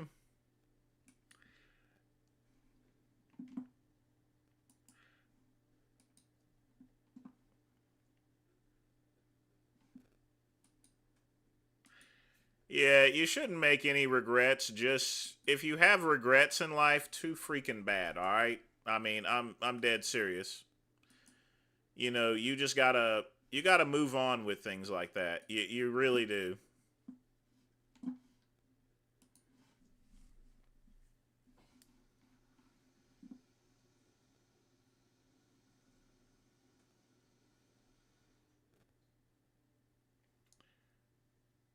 I gotta log into TikTok. Are you shitting me?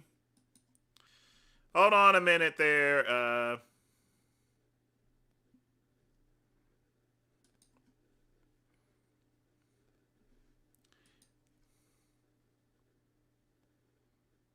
You know, I really don't like going into TikTok there, but oh well. This post makes people comfortable.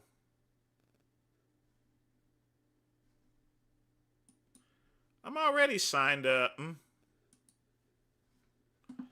Ugh.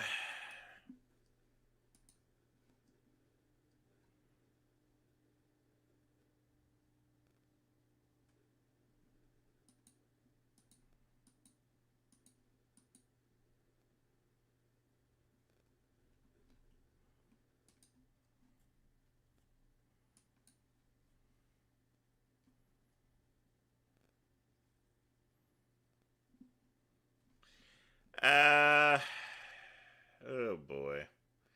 Why is it doing this shit for? Hold on. I'm gonna try something else.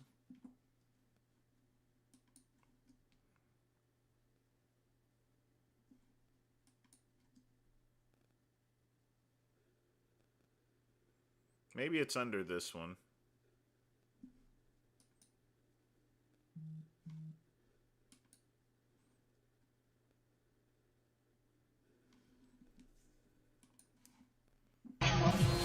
Hey, Black King, you okay? I'm just checking in on you.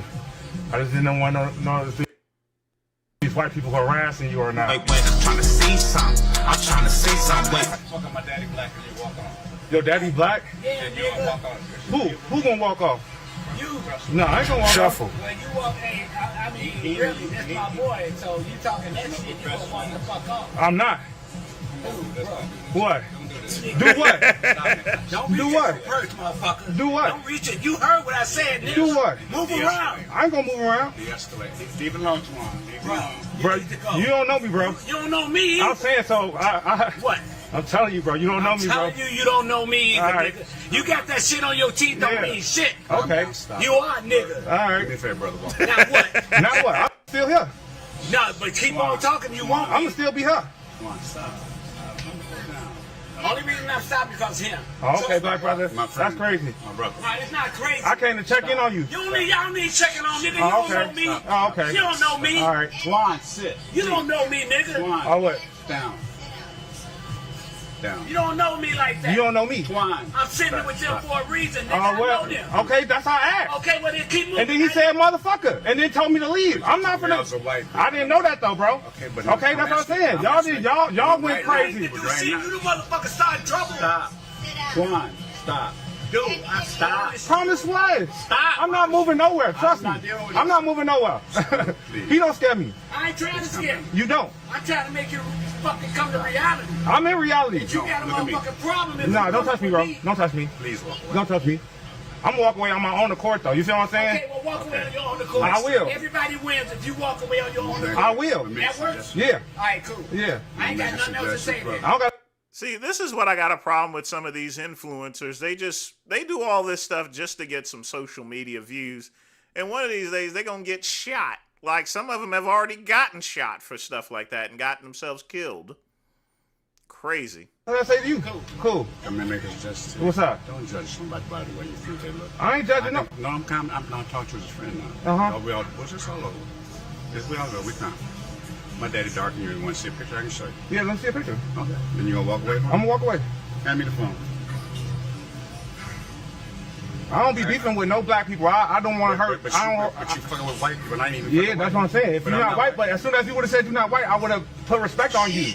Stop. He already told me that. Stop. Please stop calling him. Please.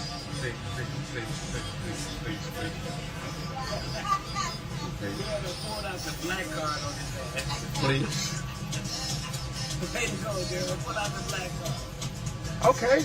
I just want to respect him real quick, man. I love you, King. Okay. No, brother. Respect, man. For real. No worries. I appreciate the looking out, but it's just the way it transpires. I understand some hugs, man. Because I love my black brother for real, man. I love y'all, man.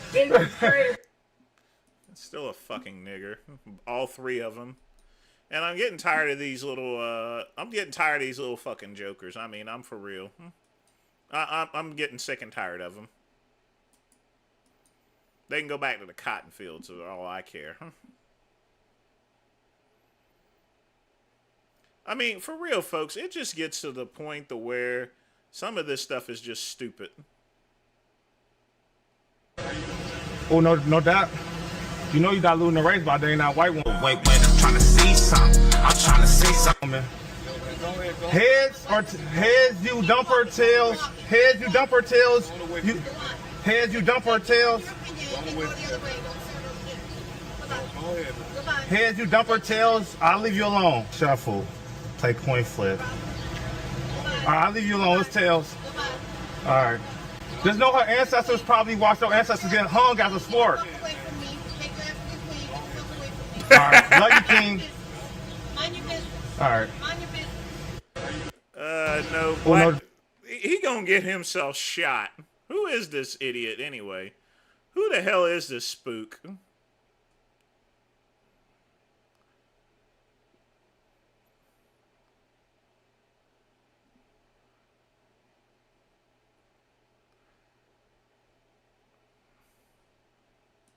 Hey, Black King, you out here diluting the race with this white woman? Wait, I'm trying to see something. I'm trying to see something. You know our ancestors probably watched our ancestors get hung. What you think about that? Oh, that's your friend? That's your homie? It better not be, you hear me? It better not be, you hear me?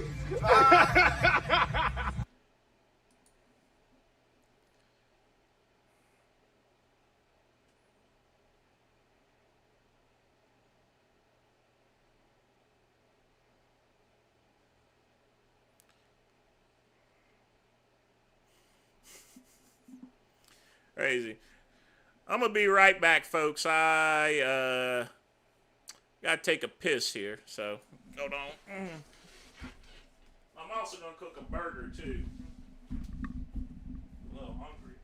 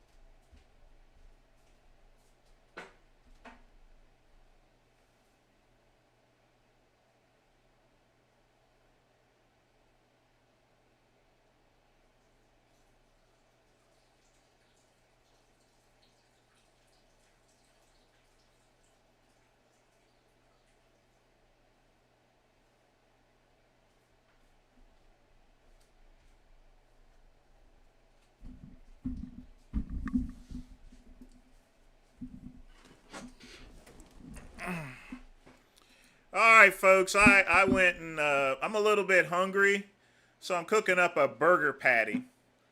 You know, I've never cooked food on a live stream, but the way I usually do it is I will actually take the burger and just put it in a pan, and I'm going to get up in about 10 minutes, and I'm going to flip it over, and then that's it, folks. That's all, baby. That's Sports Center.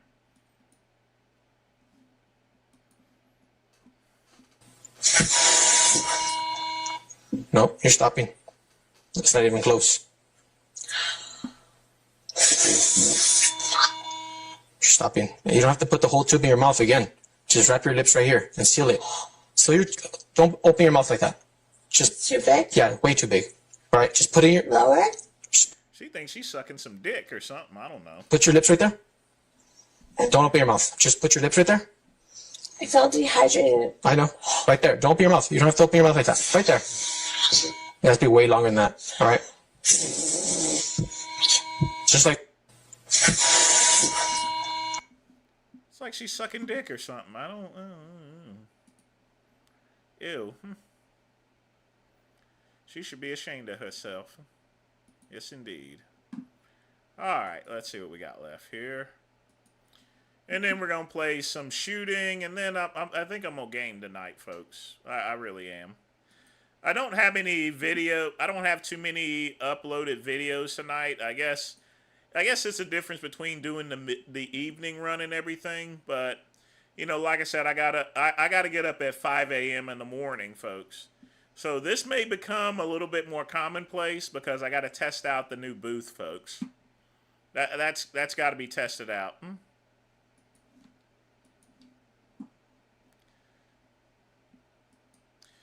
You know, Ryan, I really hate you for this because at one point in time, whenever this video came out, I was referenced a bunch.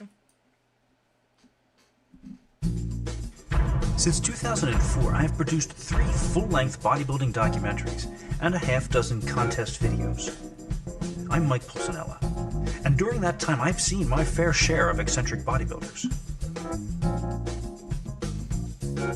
One kind of character that keeps on popping up with disturbing regularity is the strange phenomenon of the clueless competitor. The clueless competitor is the bodybuilder who seems to have not yet learned that you must lift weights before you decide to enter a bodybuilding competition. Without any visible evidence of physical development, they take the stage with the rest of the bodybuilders, flubbing mandatory poses and winging their way through bizarre routines. Is it a goof? Are these guys serious? Or seriously disturbed? I met one such example at a recent contest while I was shooting some backstage footage. And Ryan, I've actually ran into this guy before. He's actually pretty nice, but he's not bright in the head. But given the fact that he's up there, I just don't know. His name is Steve, and the crowd seemed to love him.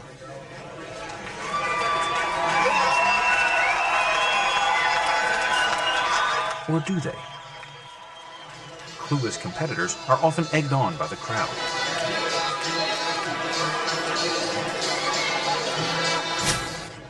Steve clearly had no concept of the prerequisites of a bodybuilding contest. He hadn't shaved, had no tan, and frankly, no muscles. When I asked him to tell me why he was in the contest, I began to realize that Steve may not be completely in touch with reality. Actually, the secret is I'm a leader, not a follower. Meaning that no one can really tell you what's good about except yourself. And no one knows your diet and your training routine better than yourself. So I try to train with my body, and also that if I train more than 10 minutes a day, I'm overtraining at that point. I'm hurting myself. And I'm burning myself out. But you gotta understand one thing what's really going on in the sport itself. Bodybuilding is not bodybuilding. Bodybuilding is a science in itself. It's a whole big thing with testosterone. Throughout the day, Steve recited this same speech to anyone stunned enough to listen. That's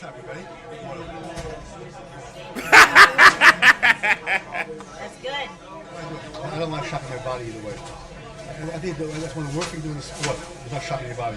I think it's so dangerous. think it's very dangerous. Especially the girls, they're working, they diet down and lose their weight. That's what they're doing. Every 2 minutes. But also, I diet every single day of the year. Oh, you never go off your diet? Never go off my diet. His rant about diet and exercise soon turned into a critique of my physique. The thing about it is that see, I have an MA in sociology. I've been to basketball, so I'm really not the average person. I'm a very well-read person on the sport. I can look at anyone's body, and I know what's wrong with their body already. You know what's wrong with it? In the diet already. Your body said you got a protein deficiency, and you take all kinds of carbohydrates, and you don't have a balanced diet. And you're probably not training hard enough either. I would guess you probably have a protein deficiency. Really? Yeah. I can tell by your face. Oh, okay. I can tell by your face. I can tell by your neck bone. I can tell by your hips. Now, I've met this I can tell guy. by your body type. Okay. Just to let you guys know, I've met this guy before. Like I said, he's a pretty nice guy here, but he's not a little simple there. That's it. Just a little bit. Your body is lean, but you're carrying too much weight on the side of your hips, so you're ectomorphic and with a body type at the same time too. So I should try to eat more protein and less carbohydrates. Your body, how old are you? 47. You're not training right. Your diet is totally off. Steve was knowledgeable, it seemed, but clearly hadn't applied the knowledge to himself, or had deluded himself into thinking he had. So why are competitors like this allowed to take the stage with others who have done the work required? Is there any other sport that would allow unqualified athletes to compete? Can you imagine someone like Steve being allowed to compete in a track and field competition, for instance? Shouldn't there be some minimum requirements for entering a bodybuilding contest? Some sort of pre-judging? On the other hand, the purpose of contests at the local level is to begin to weed out the wheat from the chaff in order to allow only the best competitors a chance to move on to the national level. Introducing restrictions at this point doesn't make much sense. But is allowing competitors like this on stage good for bodybuilding? Yes, because if they paid, then they can get on stage. That's the promoter's issue. I mean, like I said before, if he pays and he puts his business in, that's the one thing I've always said. That's not up to you there, okay? All right? If he wants to get on stage, that's fine. That's promoter's fees, all right? I mean, if you start being selective as far as to who's compete, then you could say that about anyone, all right? You can. Let them compete if they want to go and mess themselves up, fine. Look, I've been in that position at the Metrolina. I've never looked like that before, but still, you know, you got to start somewhere, basically. Does any other sport allow itself to be mocked in this way? Do we really want to encourage mentally clouded people to compete in a sport for which they are not prepared? But taking the other side once again, it would be impossible to enforce standards at what is supposed to be the entry level of bodybuilding. It's an ethical dilemma with no easy solution. As you get older, you would have people realize this. For example, as you get older, that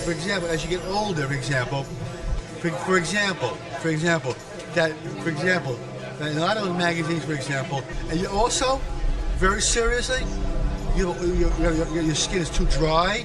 You have oil deficiency. Okay. I'm good, huh? You're very good. How can you tell? How can you tell? Where I'm talking, you can tell I'm a very type of person. For example, I have my unique system that works for my body and nobody else. But listen to this. Watch this. Look at this. Look at that.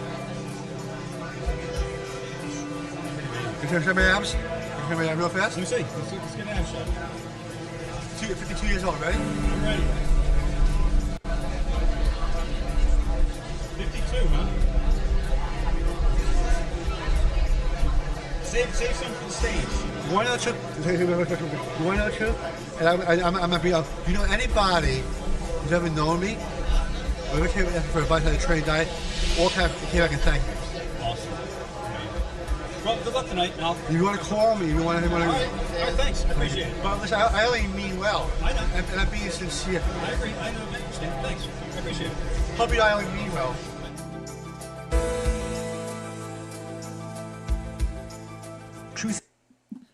Yeah, I mean, yeah, I remember Jocelyn. I mean, he had a great physique back then, you know, and stuff like that. I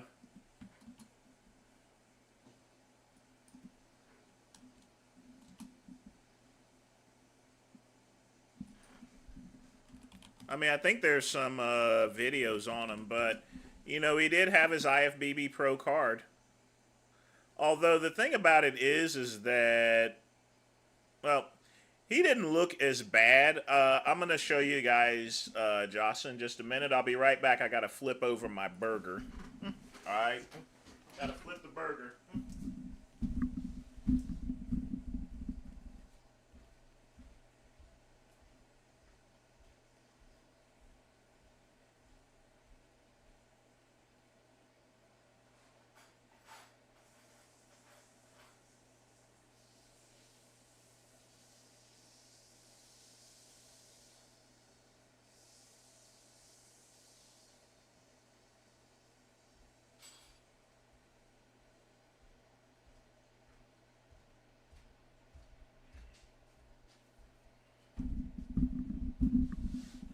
All right.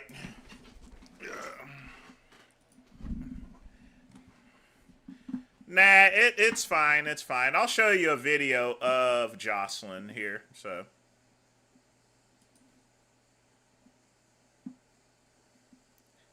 Yeah, I wonder if he's still selling his Synthol. I'm going to go back and, it should be done by the time I finish this video.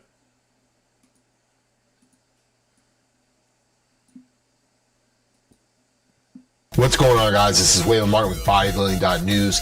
Today we are giving you a list of bad bodybuilders. That's terrible. The qualifications for this list today are IFBB that were no longer competing in the IFBB Pro League. Today's lineup includes 3 bodybuilders that all recently finished competing for various reasons. However, none of them had significant impact during their time competing either way. Shut the fuck up. You're a fucking cunt. Shut the fuck up. You're a stupid cunt. Suck my dick. In the third place spot, Jocelyn Pelletier. Though Jocelyn's last showing was in 2009, until then he was arguably the worst physique in the IFBB. But at one point, Jocelyn was the oldest competing IFBB professional, being born in 1948.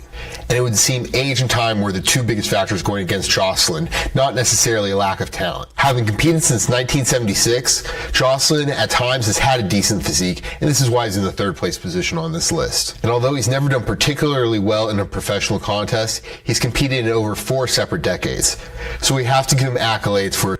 Yeah, I mean, the thing about it is I don't consider I mean, he still had a good physique and he knew how to diet. He was just too old to be competing. That was it. Persistence. In the number 2 spot, Ken Jones. Ken brings a combination of a less than aesthetic physique as well as an odd personality to match. But it's only weird if you consider alleged activity such as doing contract labor in your posing trunks or hitting on minors using the opening line, "I'm an IFBB pro bodybuilder," isn't the norm for you. However, of the many supposed stories about Ken, these are just a few small ones. Standing well under 5'6" and beneath 175 pounds, Ken Jones... Well, he qualified, he got his pro card as a bantamweight there. I mean, what do you expect? Won his pro card the same contest as Jay Cutler at the 1996 MPC Nationals, where both would lose the overall to light heavyweight Willie Stallings. It's here, however, where the similarity in these two's careers end. When one would go on to become Mr. Olympia, the other would never even qualify for the competition. And it was in 2011, at 50 years old, that Ken was last seen competing in the IFBB. The guy can't even win at losing, hence the 2nd place finish on this list. 1st place, coming last, and in this case certainly least, IFBB professional German bodybuilder Dan Hill. Dan brings the combination of being both a shitty bodybuilder as well as a shitty human being. Although in 2007, he became the youngest at the time IFBB professional bodybuilder, this would mark the beginning of the end for the time that Dan was actually competitive at competitions he entered. In the time since turning IFBB professional, being a disappointment both on and off the stage. Last seen on the stage at the 2012 Nordic Pro, where he finished in 10th place. And shortly seen thereafter offstage at the 2012 International FIBO Expo, punching his then girlfriend allegedly in the middle of the event.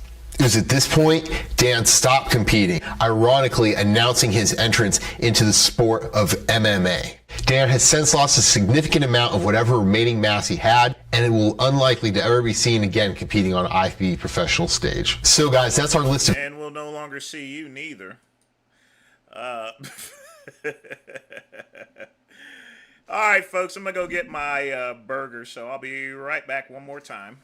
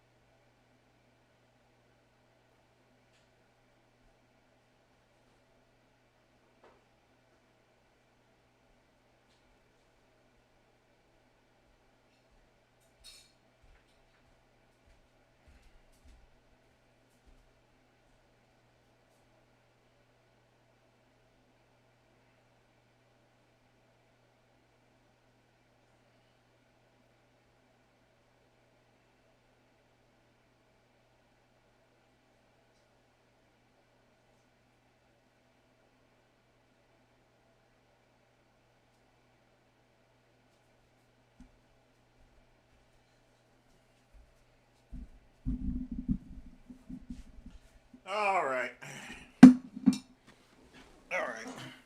So, folks, here's the thing. This is my burger. And as corroded as this is, the thing about it is, folks, people will have protein bars and stuff. People will have protein bars, but me personally, these are my protein bars. It's just a piece of burger meat. This is 25 grams of protein. There's only one ingredient, meat. That's good.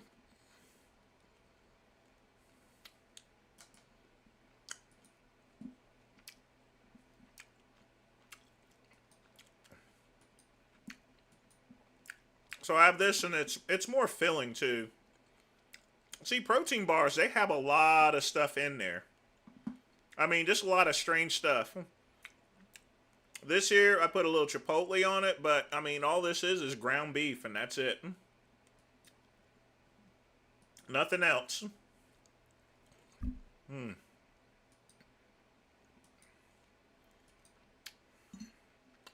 it's pretty easy to eat just a burger patty.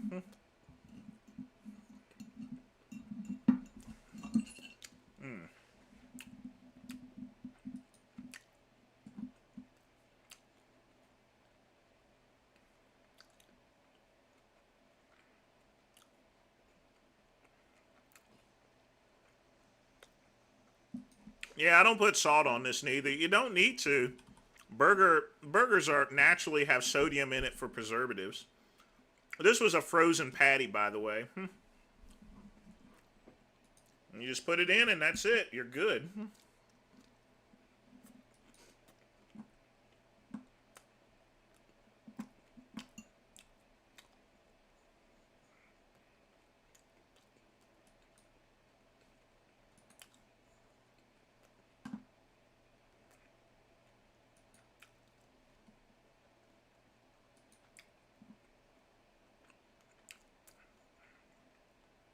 Cable rear delt movement, just the one. Are you talking flavor? I don't really care much about flavor. I just want the protein, and that's it. I don't think about it. I mean, this is good by itself. Meat with a little bit of fat in it, because ground beef has a little fat in it, folks. Fat gives you flavor, and it gives you energy, too. But the whole thing about me just eating a regular burger patty and stuff like that, like I said, 25 grams of protein. You know, you drain the grease out of it and everything like that. You still have enough in there to give you that flavor, and that's it.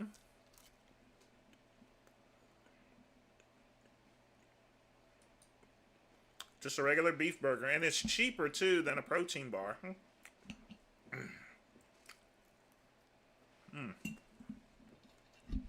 With more actual protein in it.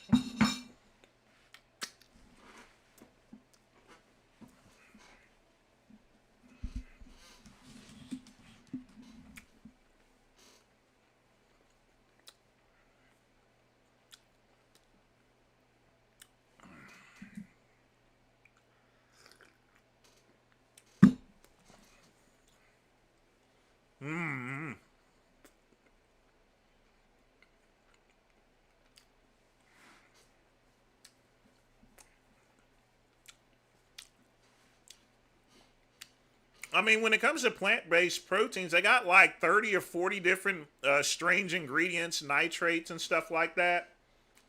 My burger patties is just meat and a little bit of salt, and that's it. You know, just 2 or 3 ingredients with what I just ate. Compared to a plant-based burger. And my burger has more protein than those protein bars. And I don't have to take the sugar or the other crap that they put in there. Period.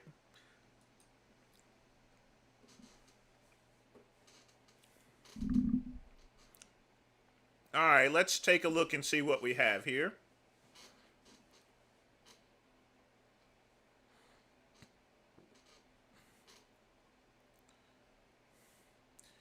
You're trying to get away, and what the hell is he doing? Man, get off of that golf course, you asshole.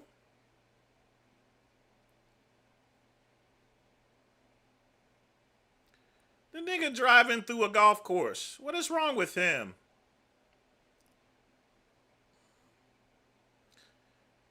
They also have a lot more chemicals there, Red Panda. And they don't have real protein in it there. So, I mean...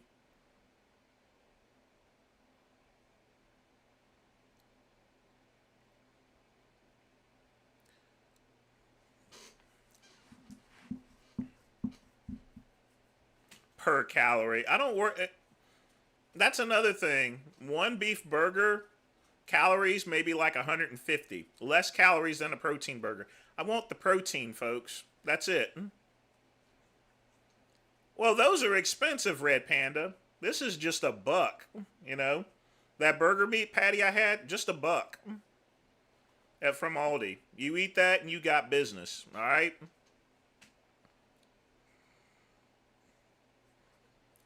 You just got to keep things simplified. You don't need any of this. There's no audio to this here.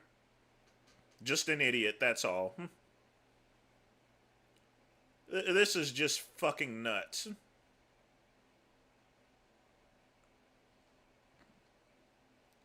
Guy's just a freaking moron. This match has been locked. Oh, here comes the sound now.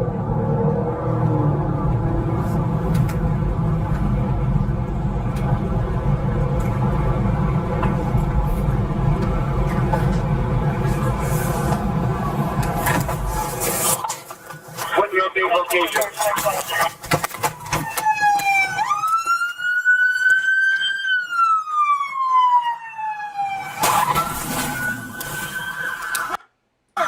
Oh, he did that shit on purpose. Whoa. This match has been locked. He did that shit on purpose.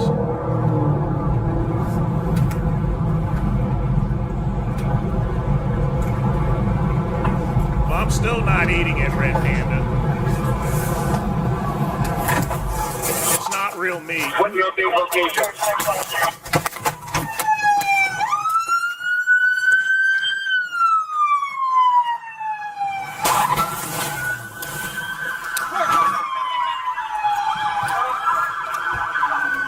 I figured it was a nigger that did that shit. See, he did that on purpose. You can't see that car in front of you? He did that shit on purpose.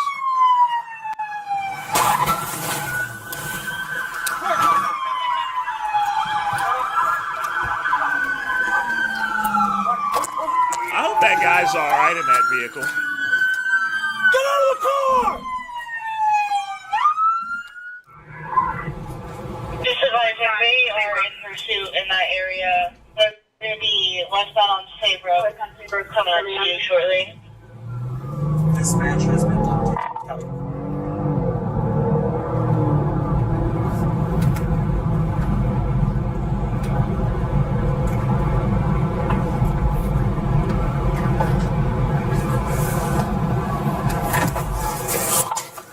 What your big location?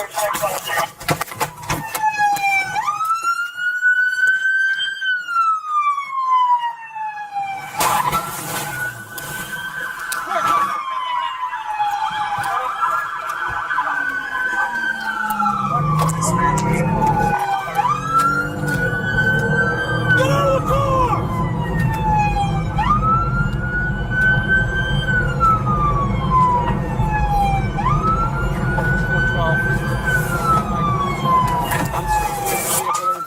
What your big location? Metro Parks 412 on Main. Got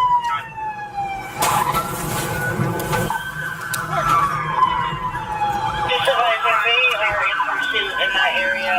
They're going to be westbound on State Road. We're coming up to you shortly. Get out of the car! Dispatch has been done. Just advising they are in pursuit in that area. They're going to be westbound on State Road. We're coming up to you shortly. Dispatch has been done. No, you.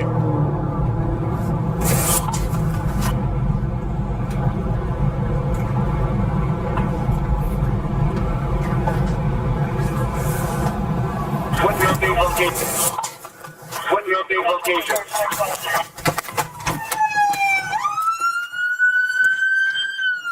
Where's that coming from?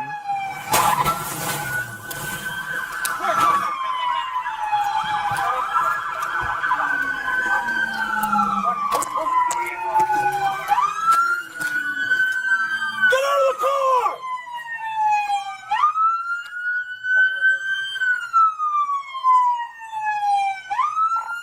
Looks like I got a problem.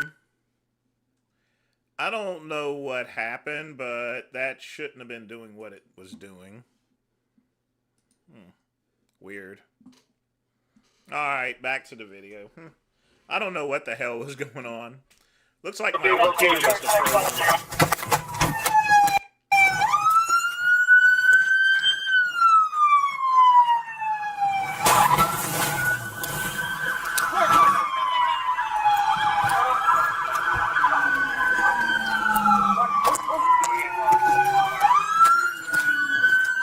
Get out of the car!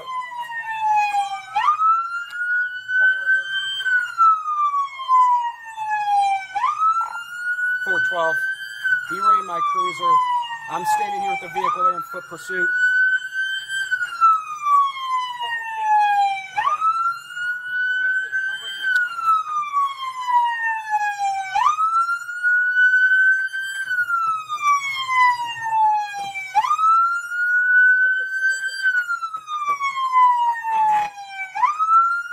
They already know he's ran out. They're just a matter of, Yeah, me! Yeah.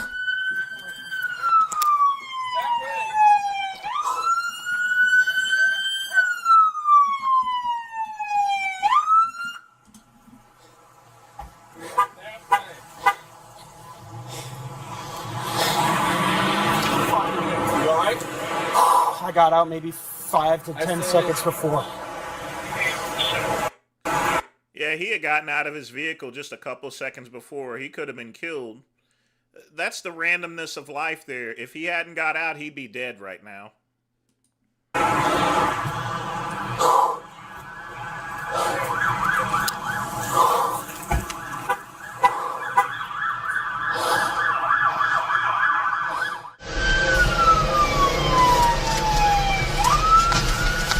Jesus Christ.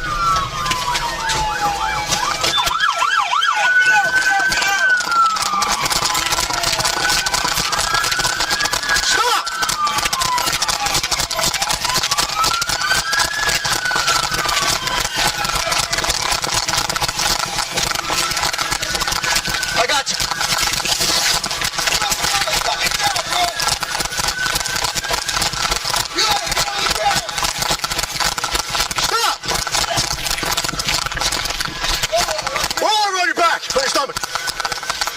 Don't move. Somebody come. I got it.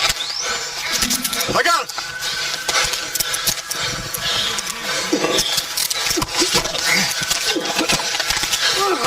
Check it. I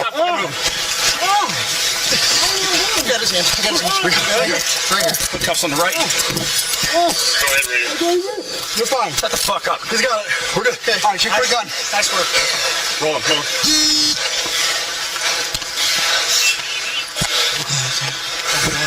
Oh, you didn't check his tail. Holy shit. Dude, is everybody in the SO car? That car got fucking annihilated. Was that anyone in it? No. The guy got out. The Durango. He got out. Try it, man. Is it just natural that people are just saying, I can't breathe? Yo, but you could have killed someone. You would have killed someone if he hadn't got out. And now he's facing charges of attempted murder for that. I mean, you can't, I mean, geez.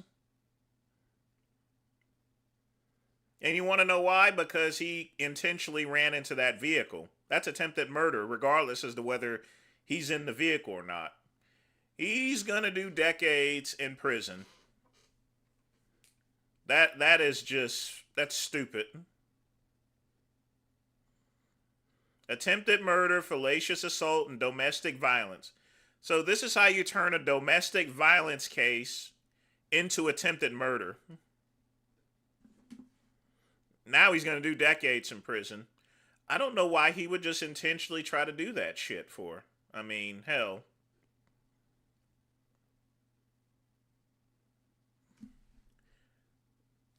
But he would have, if that officer wasn't in that vehicle, he would have been killed.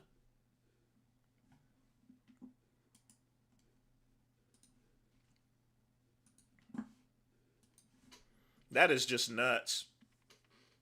Irresponsible.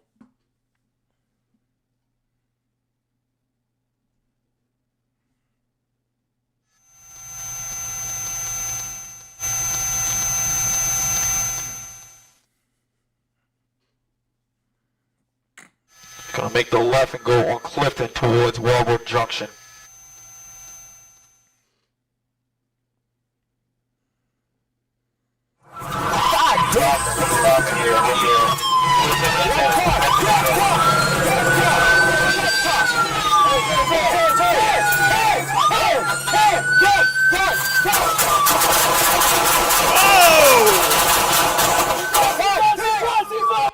What the fuck? Man, talk about night vision.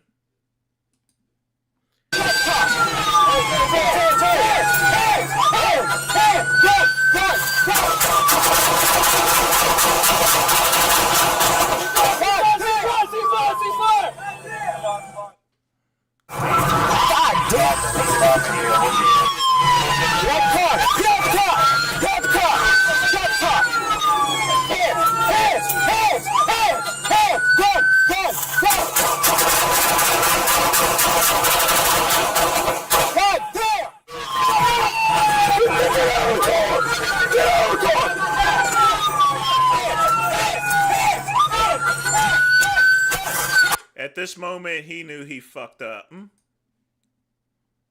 At this moment, folks, he knew he fucked up. He pulled a gun. You're going to have all these officers around you, and you're going to pull a gun.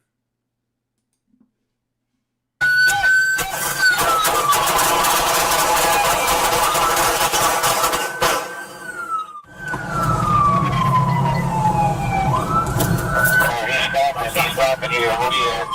Clifton and here.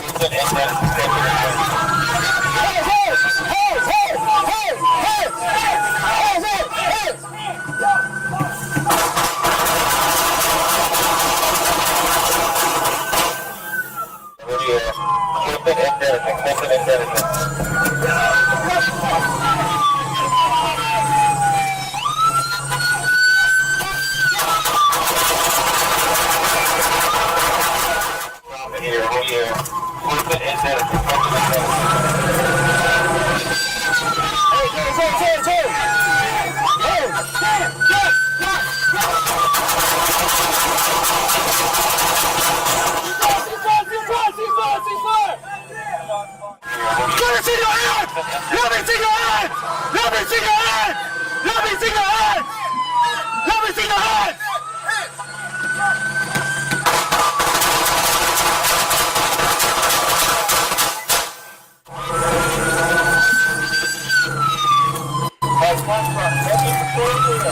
Move, move, move!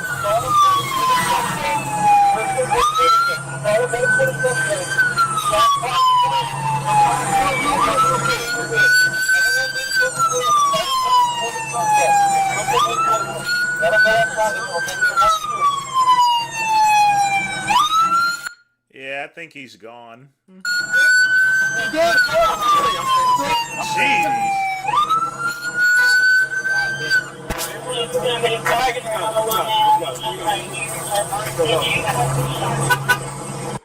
I don't know why putting any gloves on is going to do any good. Oh, well. Jeez. Well, they sure did get a close-up of that. Folks, that person has left the earth. I don't even know why he's putting gloves on. He is gone. You know, you can literally see his feet there and everything. Nothing but a shell. There's nothing but a human, just a sack of meat at this point in time. Everybody over here. Everything you look at, do a roll call to make sure all these units are okay. Make sure that everybody's fit on the ground.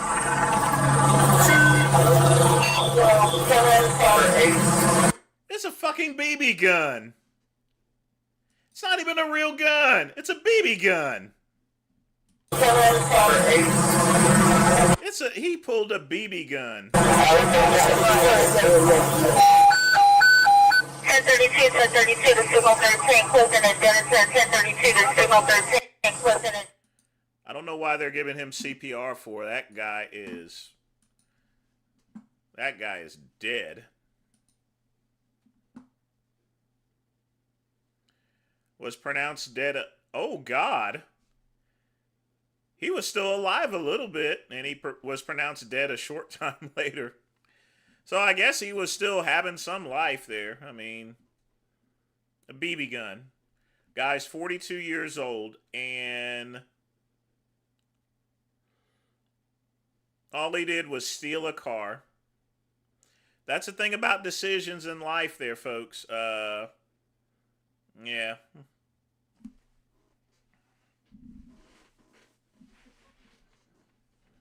But yeah, they lit him up like a Christmas tree.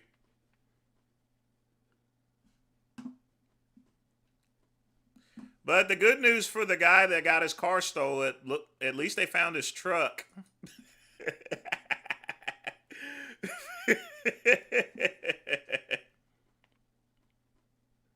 It's because Hep C vents and evidence.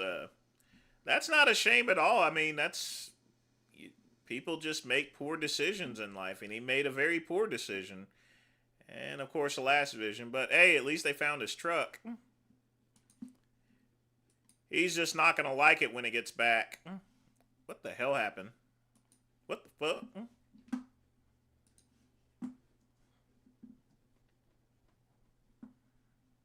Yeah.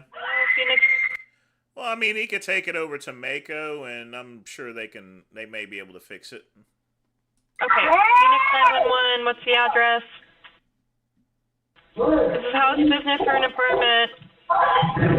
Claire, I need police. They're fighting. What? No! No! No! No, I need you now. We are trying to get out there. Please, here's a knife, please. Who has a knife? My brother, please. His name is... Please. How old is he? I need you now. What is he doing with his knife? He's trying to stab my mom's boyfriend. Please, hurry up. Where is he at?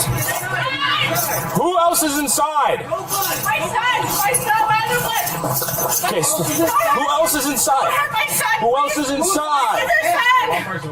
You're right here in the back. Where's the guy? Don't hurt him, please. Don't hurt him. Oh, they're going to hurt him, all right. Hey, put him to your hands. Hey.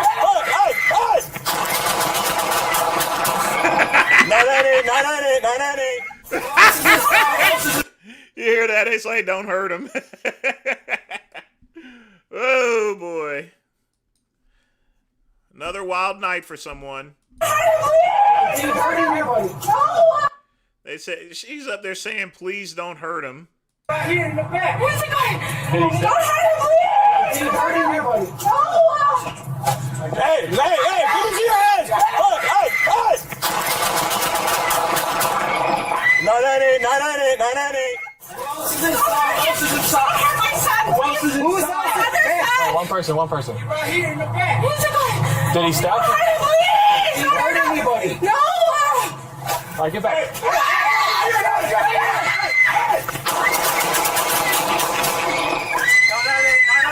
They didn't really have any choice to deploy anything because if you notice, folks, he's up there charging at someone there, so they had no choice but to use lethal force. Did you hurt anybody? No! Hey! Shut your head!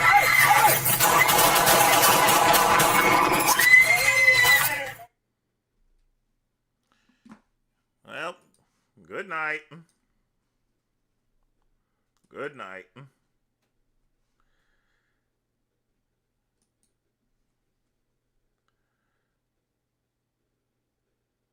Pronounced deceased, as it should be.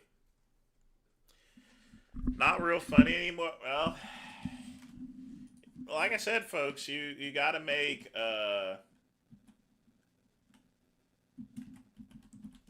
you got to make better decisions in life, folks. I mean, you just got to.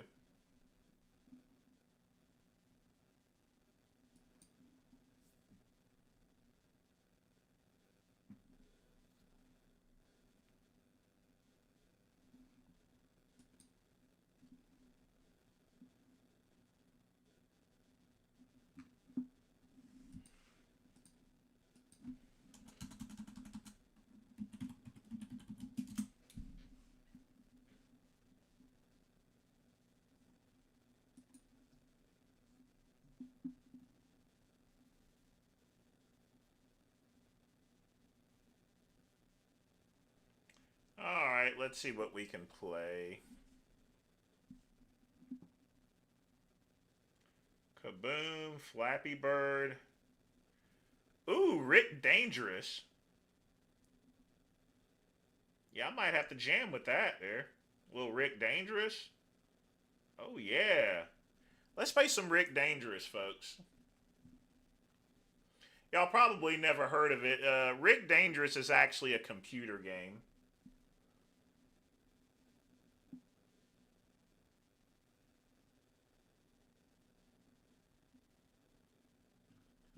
Although...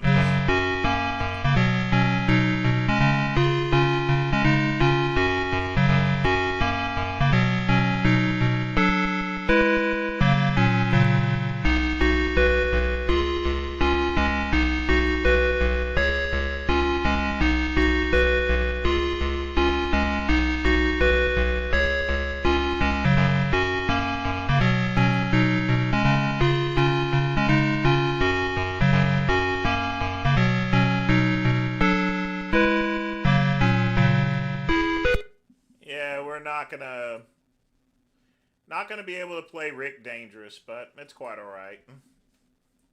That is a very old website.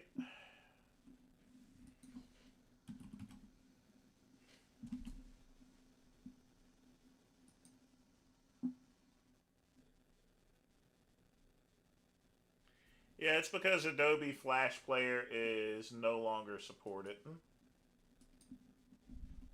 So we'll have to do something else. These games are just... yeah, they can't do anything with this.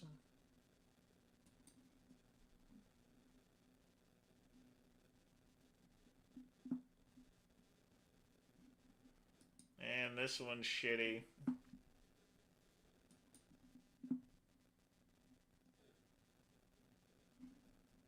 Why am I pulling up all this here? So, hold on just a minute, folks.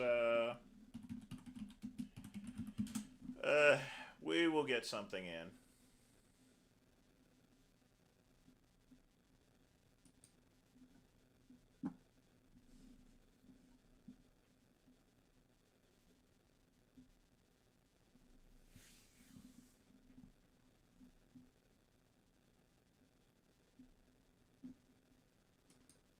Actually, let's do the other one.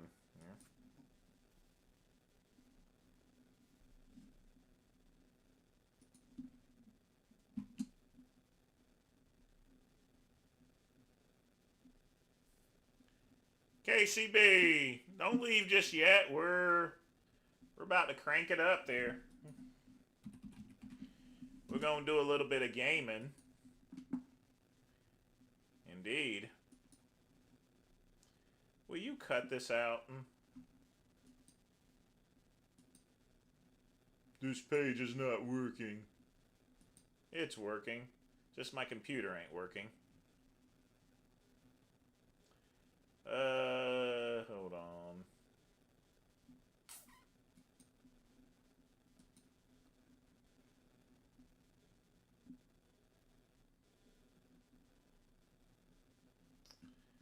Oh boy.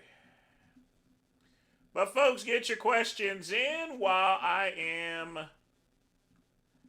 cruising and a bruising. We can try some. Let me find that double dragon shit.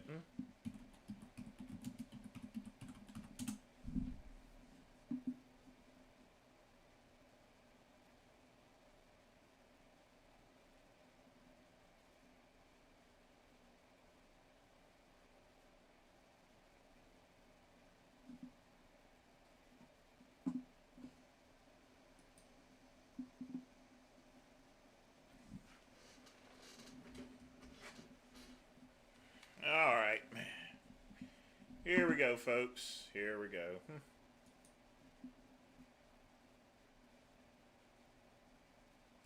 You know, I'm going to actually set up one of these games one day just like this. I just got to figure out how.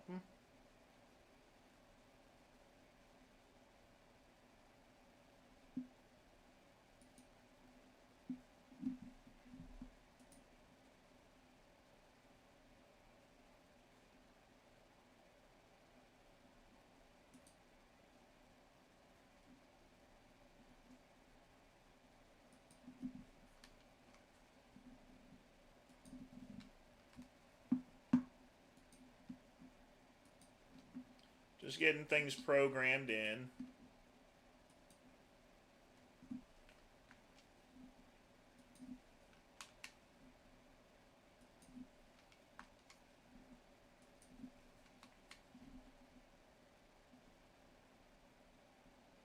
Okay.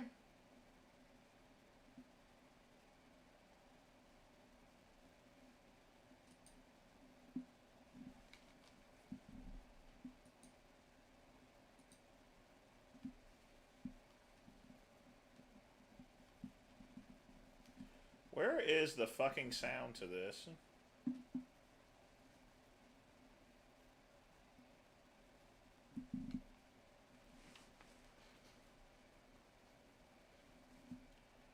You know, folks, I don't know where the sound is, but I'll figure out what's going on in just a minute.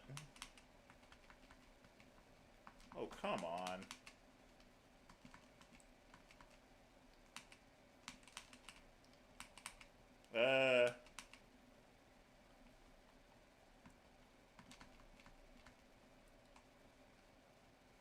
Yeah, well.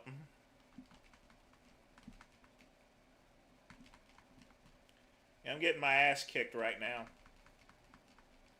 What did I do?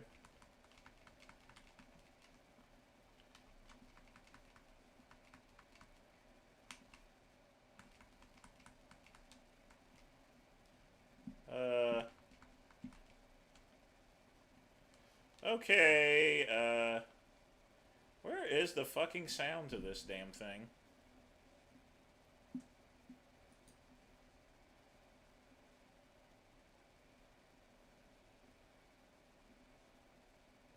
There's no freaking sound.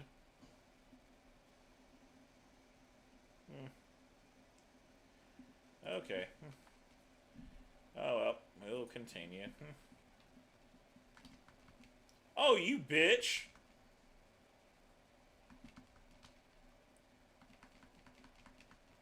Ow.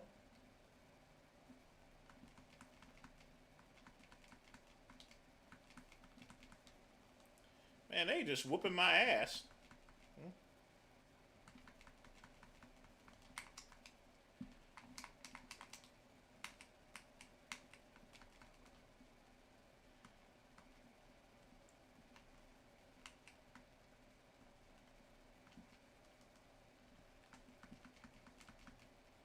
They're just straight whooping my ass here. I don't know what the hell's going on.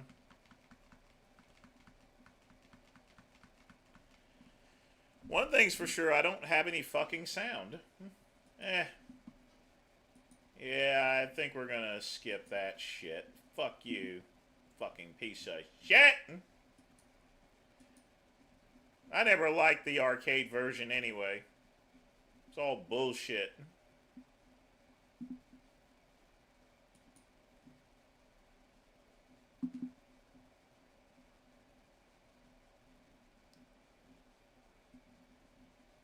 That's okay. Hopefully the sound works on one of these damn things. Double Dragon Europe, Double Dragon. Hopefully this works.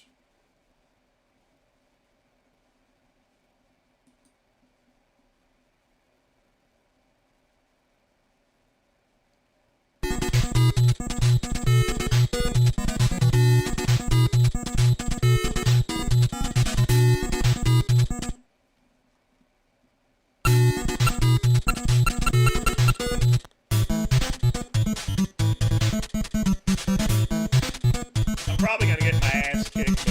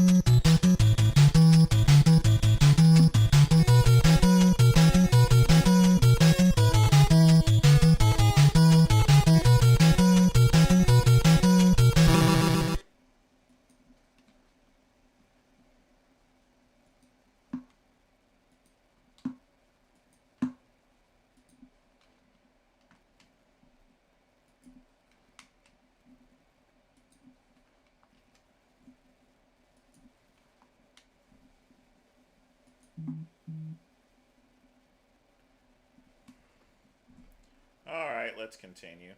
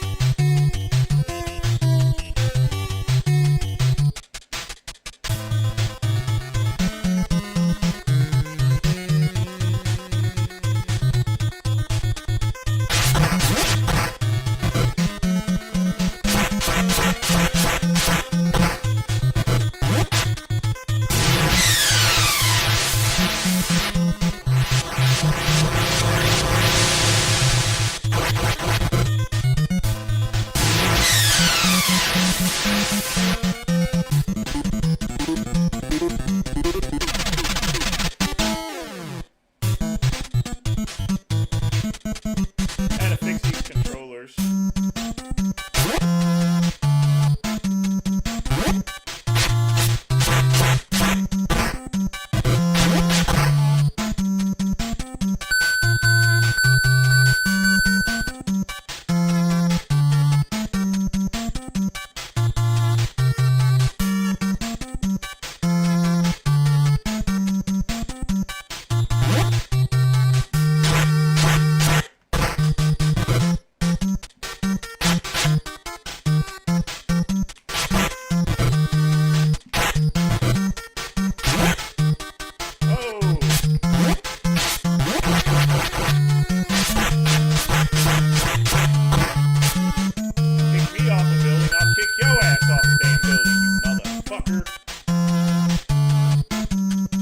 Taking advantage of my inexperience.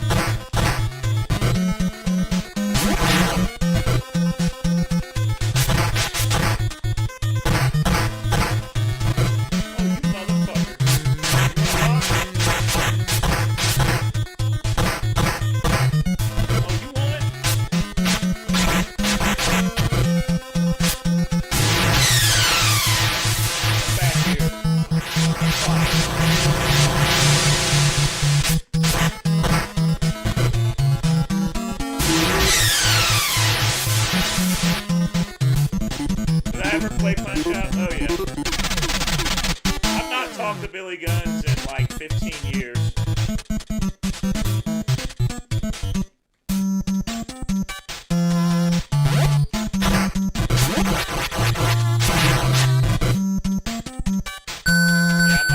I'm not letting you people get the jump on me this time. Assholes.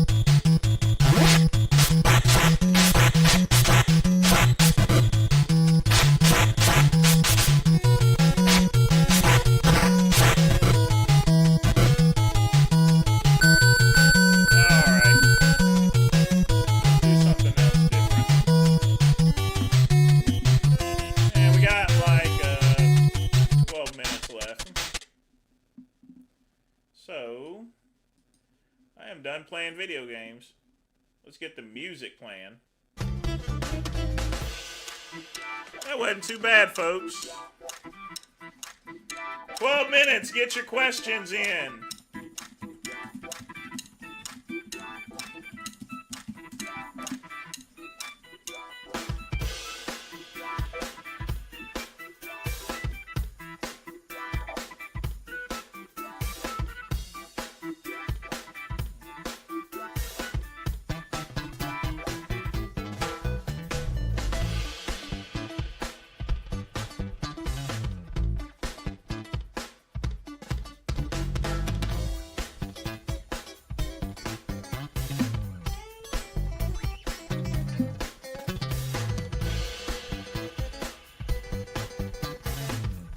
the music jamming, play video games, play videos.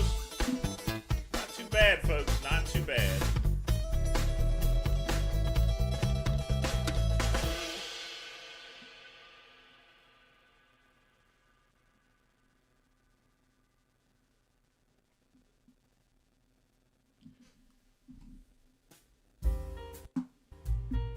But folks, I will say this weekend I am going to be inundated like crazy.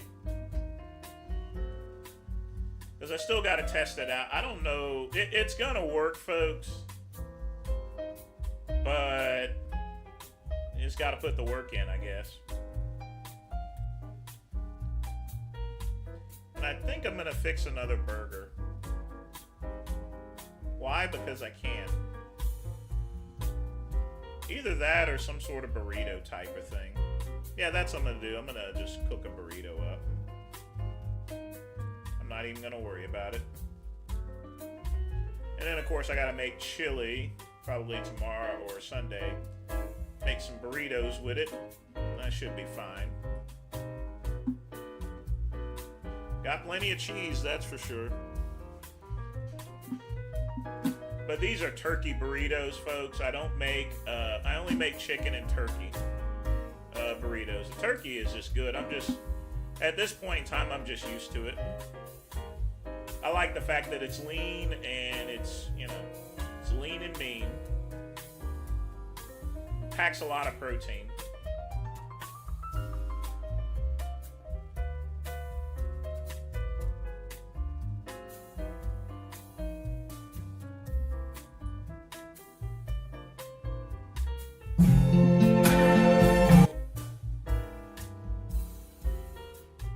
Have some humanity for what? For the animals? Animals are gonna die anyway, like all of us. That is the mechanism of the ecosystem.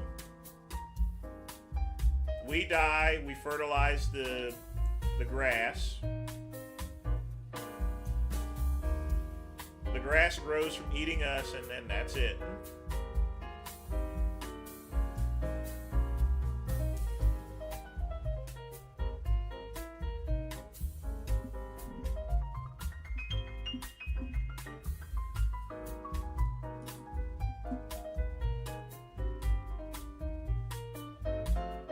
Pretty simple, folks, isn't it? But folks, 8 minutes left. Get your questions in. If you wish to make a donation, you can. Smash the like button.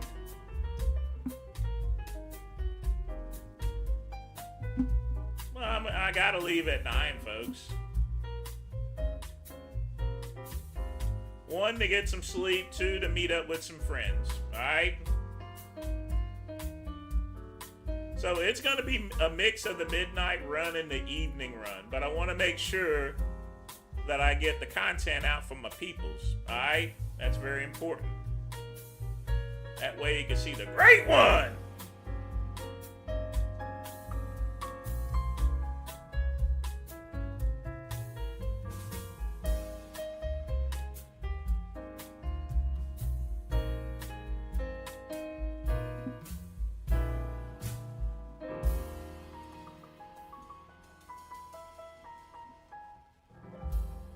Yeah.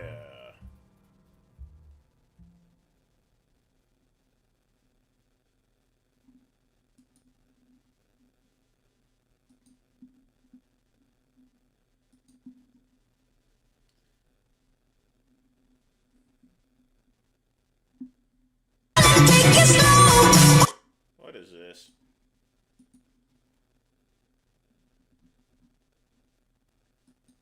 All right.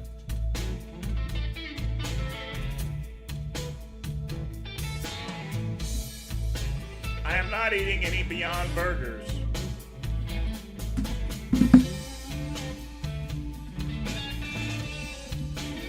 Let me show you something here real quick, Red Panda.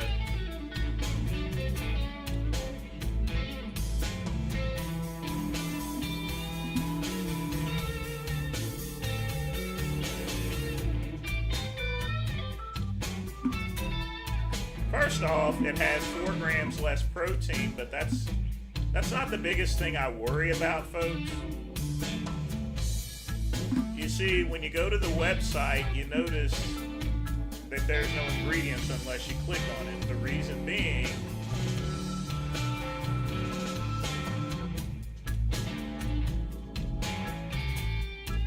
see, it's just covering up all the shit, basically.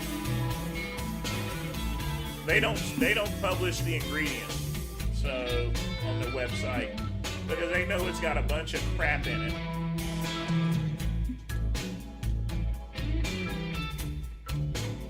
But don't worry, folks. The ingredients are always available. Thank goodness AI. So basically, there's a protein blend of yellow pea protein, brown rice protein, red lentil protein, and fava beans. It has fats like avocado oil and natural flavors, but then it has methylcellulose in it. Apple extract, pomegranate and stuff, and then it's got water, flavors, potassium, lactate. All of it leads to incomplete protein. But this is not all the ingredients. There's a lot of other stuff that's in there. There's a lot of chemicals. This is a highly processed product. It's ultra processed. Alright? And it's hard, and folks, it is very hard to actually get this information. A lot of people don't get it. But one thing they have to do is they have to publish this on the back of the paper, on the back of the ingredients. They have to. Well, those are the ingredients that they will show, but they won't show the actual ingredients. Red Panda, when a website doesn't show all of the ingredients and you literally got to look at the packaging online, that's a problem. That's a huge red flag.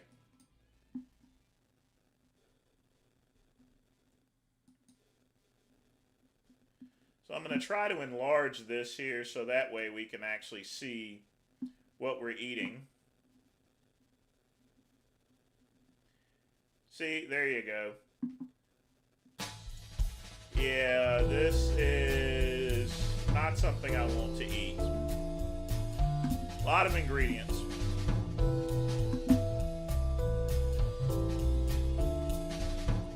Me and my cousin has debated numerous times about beef and protein. You know, feel free to eat what you want to eat, and I'm going to eat what I want to eat. Alright? That's what I'm going to do. I make the decisions as far as to, you know, my general diet. It's just that I would rather have something with only 2 or 3 ingredients in it. Meat.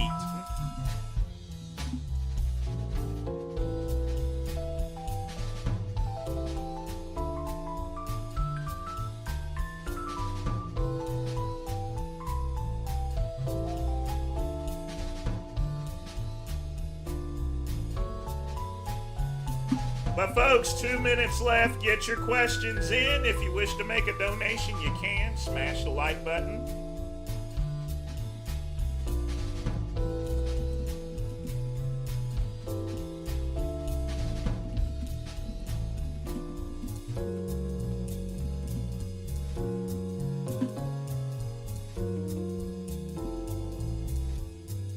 There's a difference between adequate and not adequate. You can survive eating nothing but peanut butter, but that doesn't mean you should eat only peanut butter.